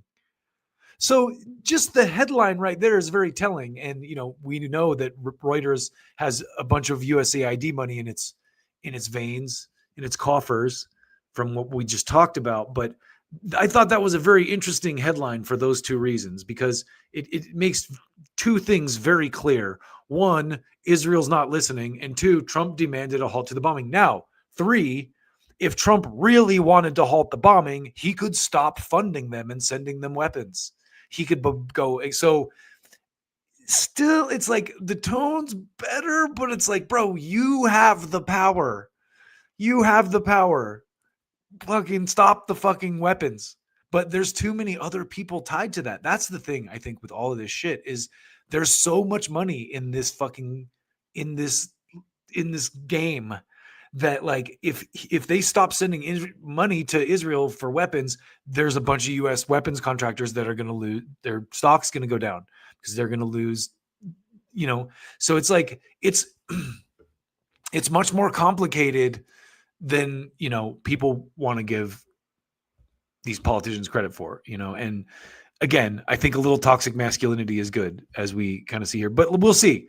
Also cautiously optimistic, because of the reality is that stop the fucking funding, bitch. Like, you have the power. You're like fucking He-Man in this situation.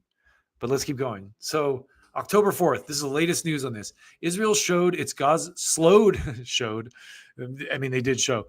Israel slowed its Gaza offensive on Saturday after President Donald Trump demanded a stop to the bombing in response to a declaration by Hamas that it was ready to free hostages under a plan to end the 2-year-old war.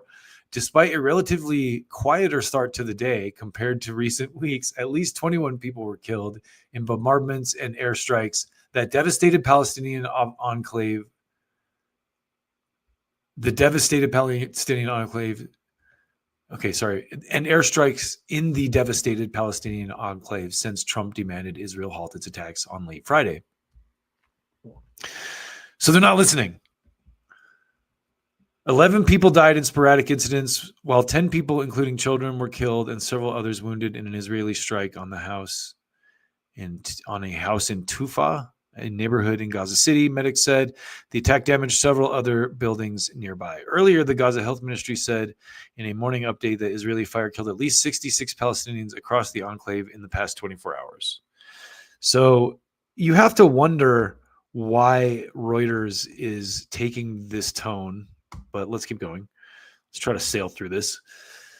Trump urges Hamas to move faster on his Gaza plan. On Saturday, Trump said he appreciated that Israel had temporarily stopped the bombing, and he urged, they put that in quotes, and he urged Hamas, the Palestinian militant group that controls Gaza, to move quickly on his plan, or else all bets will be off. See, again, this is why it's impossible to take this seriously, because these people make these promises all the time, and as much as they want to blame Hamas, they're the ones that violate them most of the time. I will not tolerate delay, which many think will happen, or any outcome where Gaza poses a threat again. Let's get this done fast. Everyone will be treated fairly, Trump said on his Truth Social platform. After you agree to fucking negotiate and then let them kill the negotiators, it's hard for people to take things like that seriously. I'm sorry, but that's just the reality of the situation. Hamas had drawn a welcoming response from Trump on Friday by saying it accepted certain key parts of his 20-point peace proposal, including ending the war, Israel's withdrawal, and the release of Israeli hostages and Palestinian captives. In Washington, a White House official said on Saturday Trump was sending his envoys Steve Witkoff and Jared Kushner to Egypt to finalize the technical details of the hostage release and discuss a lasting peace deal. Yes. Okay. Egypt's state-affiliated television Al Kahira News said Palestinian and Israeli delegations would also be present for the indirect talks on the Trump plan. Hamas's response: I wouldn't even show up to this because they're probably going to shoot you or kill you or bomb you. Hamas's response to the plan drew a chorus of optimistic statements by world leaders who urged an end to the deadliest conflict involving Israel since its creation in 1948 and called for the release of Israelis still held in the enclave. Another possible boost to peace hopes came with a supportive statement from the Iran-backed Palestinian Islamic Jihad group, which is smaller than Hamas, but seen as more hardline. The group, which also holds hostages, on Sunday endorsed Hamas's response, a move that could help pave the way for the release of Israelis still held by both parties. And Palestinians look for a ray of hope after Hamas response. Hamas's stance and its backing by Islamic Jihad may raise the spirit of Gazans who had watched the ceasefire effort after another fail as Israeli airstrikes hit the Strip over the past 2 years, creating a humanitarian crisis and displacing millions. May the suffering lift off the suffering lift off the people of Gaza. I guess English is the first thing. It sounds like a rocket taking off or something. Anyway, the people of Gaza are among the oppressed of the earth, and any ray of hope for the oppressed people is a victory, said Sharif al-Fakuri, resident of the occupied West Bank city of Hebron. Amid the optimism, several issues remain unresolved, such as whether Hamas will agree to disarm, one of Israel's top demands. Some Palestinians express fear that Prime Minister Benjamin Netanyahu, who heads Israel's most far-right government ever, will ultimately withdraw from any plan to end the war. I see that coming. What is important is that Netanyahu does not sabotage this, because now that Hamas agreed, Netanyahu will disagree as he usually does, said Jerusalem resident Jamal Shihada. So at least they're being, giving both sides of the story here. Somewhat honest. Worldwide support for end to the horrific war. Netanyahu's office said Israel was preparing for immediate implementation of the first stage of Trump's Gaza plan for the release of Israeli hostages following Hamas's response. Shortly after, Israeli media reported that the country's political echelon had instructed the military to reduce offensive activity in Gaza. Trump has invested significant political capital in efforts to end the war that left U.S. ally Israel increasingly isolated on the world stage. Trump said on Friday he believed that Hamas had shown it was ready for a lasting peace, and he put the onus on Netanyahu's government. Israel must immediately stop the bombing of Gaza so that we can get the hostages out safely and quickly, Trump wrote on his Truth Social platform. Domestically, Prime Minister is caught between growing pressure to end the war from hostage families and a war-weary public, and demands from hardline members of his coalition who insist there must be no let-up to Israel's campaign in Gaza. Israel began attacking Gaza after October 7th. The October 7th Hamas-led attack on Israel, which some 1,200 people were killed and 251 taken hostage, according to Israeli tallies. Israel says the 48 hostages remain, 20 of whom are still alive. Israel's campaign has killed more than 67,000 people in Gaza, most of them civilians, according to Gaza health authorities. I think that's just my opinion, that is not an accurate number. It's time to end this horrific war and bring every single hostage back home. We are rebuilding and the rehabilitation, said Efrat Makakawa, an active member of Israel's Hostage Families Forum and the niece of Gadi Moses, a hostage who was released in January. So that is the current state of play on Gaza. And it is yet to be seen whether anything serious is going to happen.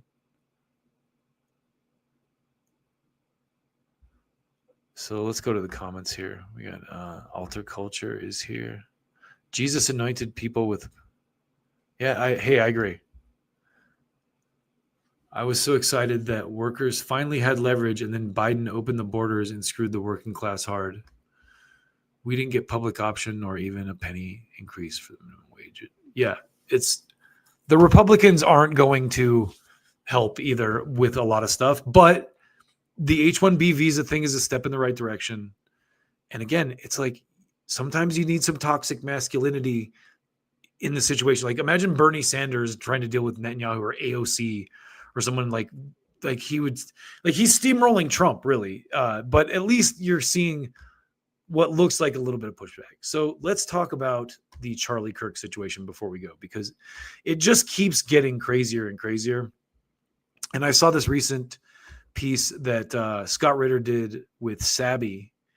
And so let's play that and we'll talk about it, because they kind of cover a lot of the basics of where the situation is at. But, no one believes the official story. I will start with that, because no one in their right mind believes allowed to move the camera and take the film out of the SD card out of the camera that was sitting right behind. Again, to your point, like that is a crime scene. Like you can't just remove like evidence from the crime scene. Why was Charlie Kirk put into a car and not an ambulance? Why wasn't there an ambulance?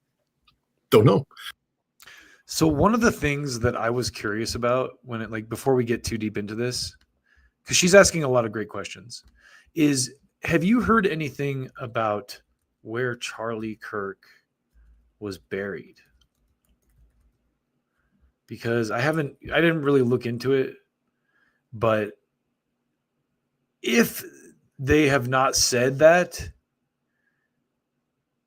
it is very curious, because, the conspiracy theorist in me, entertainment purposes only here, thinks that this might be like WWE level shit where he's totally still alive. Like he wasn't actually killed and the whole thing was just a fucking media op. So this is interesting.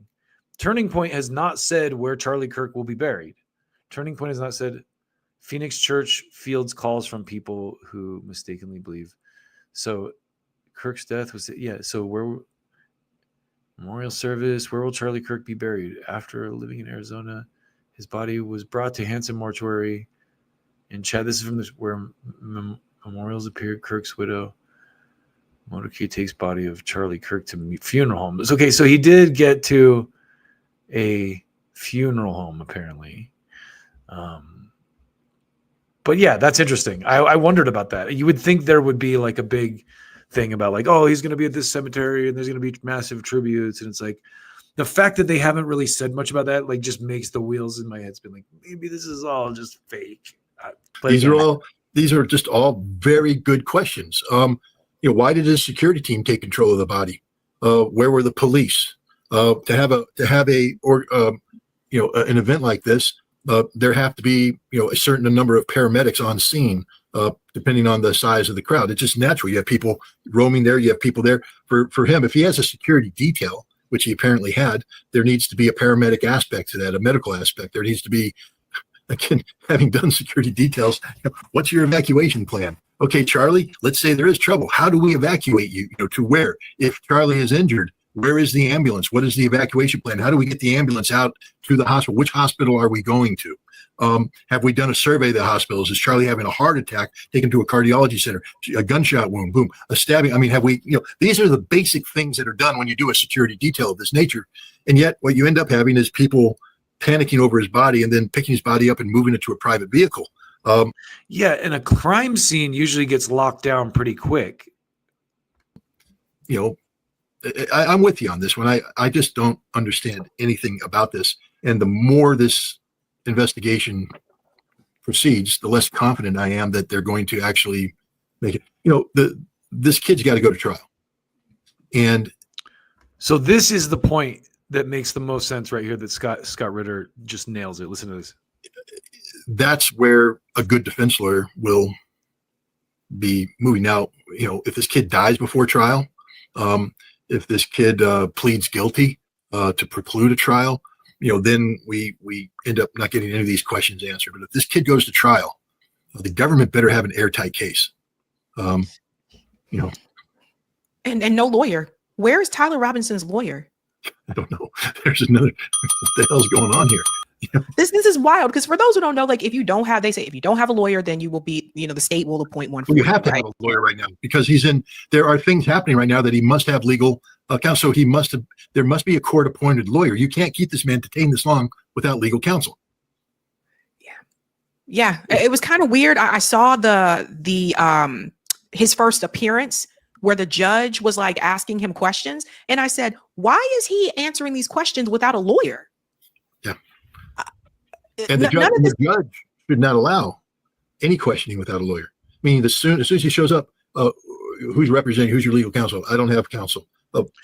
So from personal experience, this is how loose Utah's justice system runs, because I've spent a lot of time there in my youth. I was raised in Utah.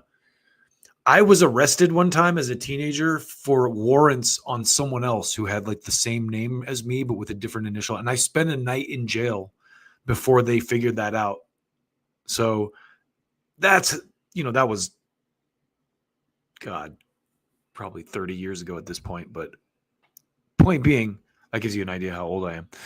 Point being is Utah plays a little loose with the rules when it comes to law enforcement. This proceeding is terminated. Why doesn't he have counsel? We can't proceed. And if he comes back here, at some point in time, the judge dismisses. Because it's like, we got a constitution. I'm with you on this one. It's just very weird. I stayed away from the whole Charlie Kirk thing just because, again, I'll just be honest. Other than enjoying trying to dissect his videos, because even though I disagreed with about 90% of what he said, I got a kick out of the way he humiliated college students until I realized it was just all a setup. It was just one big scam. And the reality is, in my life, the things that I do, the things I talk about, Charlie Kirk never factored into anything. Charlie Kirk didn't factor into any aspect of my reality. I'm sad he got shot. I don't believe anybody should. I think Scott's take right there is honestly most people's reality. Like, most people didn't give a shit about Charlie. I definitely didn't.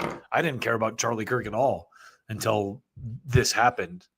But now it raises so many questions that, it's almost like you have to pay attention. And now, of course, I'm looking at like old content, like his interview with Bill Maher and stuff like that, and going like, he wasn't such a bad guy. I think he was painted as a lot worse of a person than he actually was. But be shot for what they say. I'm very sad for his wife and his 2 kids. I'm sad for his friend and his family. It's tragic. I'm not going to sit here and belittle his death. It's an absolute tragedy what happened. It has a chilling impact on free speech, both in terms of the notion that you get shot for saying something that people disagree with, and the fact that the people who claim to be Charlie Kirk's supporters are out there shutting down and deplatforming anybody who speaks ill of Charlie Kirk or somehow exercises their free speech in a way that they disagree with. But now, to be fair, I think the people right now who are being demonized the most in right-wing media, like Candace Owens and Tucker Carlson, were pretty consistent on this and said, like, no, you can't shut someone down for saying something bad about Charlie Kirk. Candace Owens was on the side of Jimmy Kimmel. Tucker Carlson, I believe, was even Ted Cruz. So one of the reasons why I don't pay too much attention to Charlie Kirk is I didn't pay any attention to him when he was alive. I mean, it's not like I woke up in the morning and go, well, I wonder what Charlie Kirk is up to today. I mean, I knew who he was, but when I talk about Russia and Ukraine, Charlie Kirk doesn't factor into this at all. When I talk about Israel and Gaza, he doesn't factor in. Charlie Kirk was a domestic political phenomenon with limited reach. People were very passionate about him, but he didn't move the needle in the real world. So I wanted to stop right there. He didn't move the needle in the real world. Well, I digress, Scott. I think he actually did. And this is, all the recent articles, there's a lot of recent articles about his effect on the election and everything. But this is from before the election. Beyond campuses and churches, can Charlie Kirk turn out votes for Trump? So this is October 24th of 2024, right before the 2024 election. So this is an unvarnished, I thought this was good because it's a little bit more of an unvarnished take on, the effect that Charlie might have had. Whereas it's difficult to quantify, outside of polling that may have been done post-election, how much, effect Turning Point actually had on who got out and voted. But this is from NPR, and it says, Donald Trump and his campaign have put a lot of faith in Charlie Kirk and his Turning Point network of nonprofits over summer. Over summer, the former president headlined 4 campaign events with the 31-year-old Kirk. They appeared together at another Turning Point event in Georgia on Wednesday, with one more event planned for Thursday in Nevada. Trump's campaign has turned over much of its 2024 voter turnout efforts to several outside groups, including Turning Point Action, rather than have the campaign and the Republican National Committee spearhead the effort, as has been traditional. Well, that obviously worked to his advantage. I want to thank a special person, Charlie Kirk, for his tremendous leadership, as well as everyone at Turning Point Action for making this event possible, said Trump on stage at a Phoenix megachurch event organized by Turning Point this June.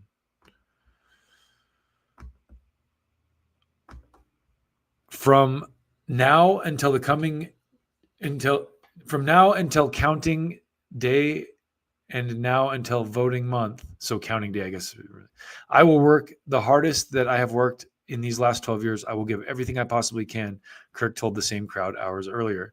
Kirk's Turning Point constellation of nonprofits is large and well-funded, but untested when it comes to turnout operations. This summer, Turning Point Action, the group's political arm, announced it planned to raise $108 million to spur turnout to elect Trump to another term in the White House. But as election day draws near, Turning Point Action told NPR it has raised only tens of millions, not $108 million. The group had originally told news outlets it was hiring hundreds of ballot chasers in swing states like Michigan, Wisconsin, and Arizona, though it appears to have turned over much of these operations to a separate super PAC launched by Elon Musk.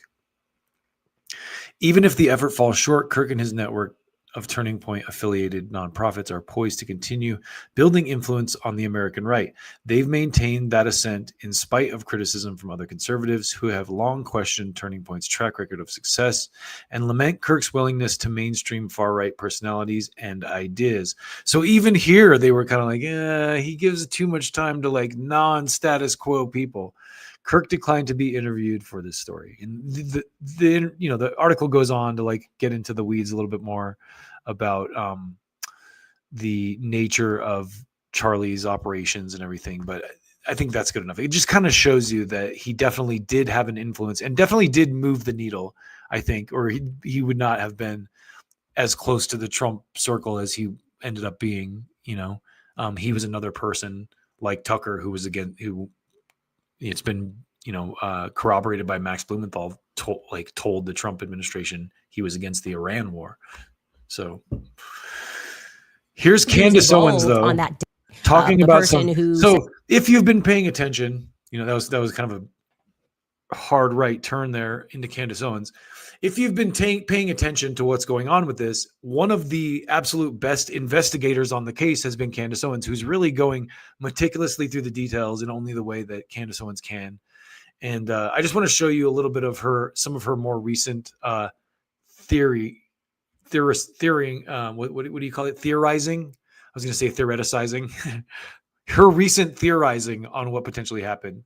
But, obviously, if you've seen her show, she gets way into the details. But this was an interesting kind of development that I thought I would share before we kind of close out for the day. As I just happened to be in the right place in the Flag of Halls where I saw him running. Also in the military. Okay, and hold on a sec. Let me start this up. And everyone who was involved on that day, I mean, literally the person who spots the shooter on the roof, military, the person who says, I just happened to be in the right place in the Flag of Halls where I saw him running, also in the military. And I'm starting to think, is it possible that this is like a military hit? I don't know, but I'd like to find out. Next came a tip that you guys saw me receive live on the show. A woman paid to say, Candace, there's more footage of the shooter on that day. And you should know that that shooter was with a woman. Right? That's a tip that I've seen, that woman, the shooter was with a woman and he was seen changing clothes and that they've cut out that footage. So I reach out to that individual and the name that they give me for the house that this took place in, and I'm able to confirm that this property is nearby, is owned by Lyman Branch. So now I want to be clear, I could not attach whether or not yet this individual is related to Phil Lyman, but he's been honest about the fact that his family lives around there a lot. Like, the Steele Lyman clan is here. So I was a little bit on alert, maybe like a lot of bit on alert. And I decided to just do a basic search. So just to give you a little bit of context too, this Phil Lyman guy apparently is a pretty powerful politician in Utah who ran against the current governor. Into Phil Lyman, is his family in the military? I don't know. I'm asking the question to myself. And I'm quite surprised that it's impossible for me to find out who his mother and father are. I literally don't know what goes on in Utah, but it seems like a very weird thing to me that you would be able to keep information about who your mom and dad are private if you're running for governor, right? So I just simply ask Nick. I haven't shared any of this with Nick because I know that he worked for Phil Lyman, and I'm not accusing Phil Lyman of anything. I'm just trying to actually shut that down. And he said, so Nick is one of the UVU students who she's been getting tipped from. I don't know who his mom and dad are. I'm like, what do you mean you don't know? Okay, weird, whatever. I then decide to keep pushing on military leads that I have, people that were on the ground that day who I've confirmed were in the military. Anyways, then something insane happens. Nick calls me and he's a little bit undone. He tells me that Phil Lyman has just showed up at his house. Now, I want to be very clear. Nick is 20 years old. He's a 20-year-old UVU student and a major super fan of Phil as of 48 hours ago. And he's very uncomfortable. And he tells me that Phil randomly messaged him saying that he was nearby in town, and asked Nick for his address, something that he never had. And Nick, quite naively, being this Phil super fan, thinks that Phil's going to come and offer him a job because he's been so on it, investigating this Charlie Kirk assassination. And that's not what happens at all. Instead, he says that he shows up, he opens the door for him, and his energy is very weird. And he's asking him weird questions. He's looking out of the window nervously. He sits down at the table. He's asking him questions about my investigation. I'm like, I shared nothing with Nick. I literally was asking him, can you go here, pick up this, whatever it is. And that everyone so Candace is definitely onto some weird stuff when it comes to this Charlie Kirk shooting. And kudos to her for being the best investigator out there on the case, because a lot of people have just accepted the narrative, which is absolutely ridiculous, that this guy was some tranny leftist who killed Charlie Kirk out of hate for his commentary on trans people or whatever they're trying to get you to believe. So right and left people will fight each other over this. And anyway, watch that space for sure, because it's going to, I think it's going to get more interesting, you know. And also, just to kind of final thoughts for the day here. Just be critical of everything, you know, be critical of everything, because everyone's got an agenda. And especially like I showed you with all these media outlets and stuff, there's a clear conflict of interest there. And that again explains a lot of the like fierce anti-RFK Jr. or like I have a video. I was going to show you this, but I won't have to show you. You can look at my channel if you want to see it. But like, I uploaded a video about the RFK Tylenol thing. It got 2 views, which to me is like, that's suppression at the highest level. Like I'm not claiming that like it would have got many views anyway, like, but it would have at least got like 10 or 15 views if it like got in the proper algorithms, like all my other videos do. You know, it got 2 views. One of them was me, I'm sure. So it's like that's weird. And again, it speaks to the conflict of interest and the mechanisms of control, because I guarantee you YouTube relies on a lot of farm money. I mean, listen, I get ad money from YouTube on other channels, so I understand that. It's kind of like, maybe pharma's paying me, not on this channel, because this channel isn't monetized, but I do some other work that, you know, I make a little bit of money on YouTube from. And you know, it's I guarantee you pharma is a big part of, just like a news agency, especially now that they're going to start policing the ads on mainstream TV. There's going to be a lot more pharma money in the internet space. I can almost guarantee it. I can guarantee it, not almost. So be critical of everything. Always view everything with a skeptical eye, even if it's stuff you trust. Always question your. I try to question myself first. And I mean, you know, again, going back to the Netanyahu thing, he made it pretty clear that they have control over pretty much all but 2 major media sources. That's sources like from social media platforms to television stations. TikTok and X are like the only things that aren't like completely locked down yet, you know, by these kind of interests. So it's a wild time. And I hope that also be consistent. Like that's the other thing. Aside from like being insanely critical of everything, I just want people to be consistent, right? It's like for me, just to use the bodily autonomy example, I feel the same way about bodily autonomy for women who want to have abortion as I do for people who don't want to take the vaccine, you know? And there's always a lack of true logic behind people. Like the liberals will argue, oh no, vaccines are different. Like you have to take the government fucking ordered shit to protect everyone else. No, you don't. That's not how a vaccine works, motherfucker. Like, when did you get brainwashed into believing that someone else's immunity protects you? Like, the whole point of a vaccine is you inject it and it stimulates your personal immunity against the disease. So when you come into contact with it, you already have a built immunity to it. That's how a vaccine has typically worked. By the same token, conservatives will say like, oh, well, it's cool for the vaccine, but like not for babies, because babies are innocent and like God hates you if you have an abortion. No, it's also none of your fucking business. It's not your body. Like it's bad. Like no one in their right mind is like, yay, abortion's great. It's awesome. No one in their right mind is for that. No one thinks that. No one in their right mind thinks that way. It's like a terrible thing to happen. Having been someone who's been involved in one. It's not a decision that's made easily, but also sometimes it's a necessary evil, you know? Like in my case, I was with a woman who I would have never wanted to have a child. She was a fucking drug addict of the worst sort. It would have been more torture to bring a child into the world with that woman as its mother, who would have abused the fetus while it was in, with drugs, while the child was in utero, and then neglected and abandoned it once it was born. So in that case, it just makes sense, and fuck you and your, like, again, going back to my final thought for the day, my true final is grow the fuck up. Okay. Yeah. Like abortion sucks, but do you have a right to like push your cute little beliefs on the rest of the world because you think it's a bad thing? No, you don't. Fuck off. It's none of your business if it's not in your circle. Same with anything, and with like pot, people like freaking out about, pot, we need to address that. It's very clear that it's bad. Yeah, fuck you. You gonna ban alcohol too? Fuck off. Grow the fuck up. Prostitution, it's been around since Bible times. Grow the fuck up, America. You're not gonna legislate that morally disgusting thing out of existence. You're not going to do it. So cope with it and regulate it and address it as like an adult. Don't be a fucking fairy tale brainwashed little moron. Sound clip that. Don't be a fucking fairy tale brainwashed. Anyway, I love you all. Thank you for tuning in and hanging out with me. Hopefully you got something of value from today's broadcast, and I will be back. So like and subscribe, all that shit. Call me names in the comments. Tell me what I fucked up, because I'm open to criticism too.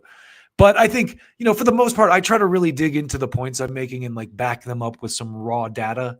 So, I think I do a pretty good job, especially when I have time to prepare a show for you. So anyway, let's get out of here today with something lighthearted and funny. I'm gonna go into my clips bag. This is like one of the most improvised parts of the show, where I just choose something that I think is funny and throw it up as my outro. And let's see, what should we do with that today? How about we did voters are a threat to democracy last week. This isn't actually funny, but I think it's no. Maybe I don't want to play that one. Hold on a second. You know what? Since the entire subject today was about like believe the hype and all the manufactured fucking media we have, I'm going to play my Smith-Munt modernization song again, which was made with a sample from another dude's Smith-Munt modernization song. And I hope you enjoy it. Thank you again for your participation. And we will see you next Saturday. Start doing these Saturday mornings. Maybe earlier next week, but it will be Saturday morning. And I got love for y'all. We'll see you in the comments, and take good care of yourselves out there. Until next time, citizens of the internet.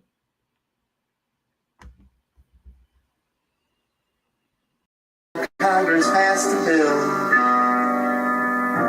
that legalized property.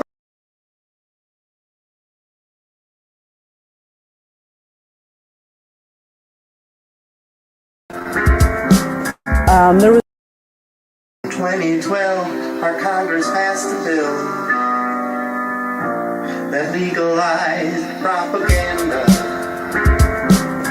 There was a modernization of a law back in 2013 that allowed for domestic dissemination of state-funded media. Domestic dissemination of state-funded media. Domestic dissemination of state-funded media. Domestic dissemination of state-funded media. So that would be what I believe in potential violation of what's called the Smith-Munt Act.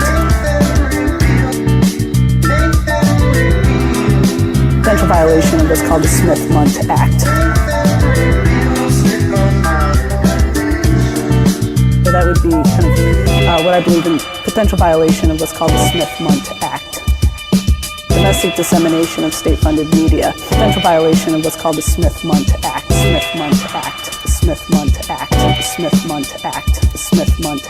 There was a modernization of a law back in 2013 that allowed for domestic dissemination of state-funded media.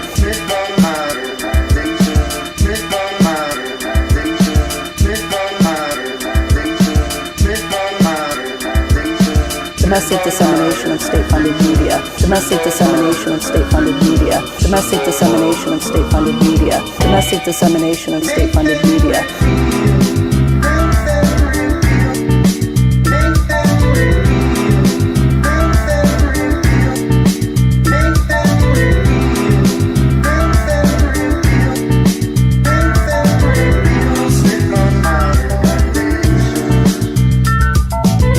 There was a modernization of a law back in 2013 that allowed for domestic dissemination of state-funded media.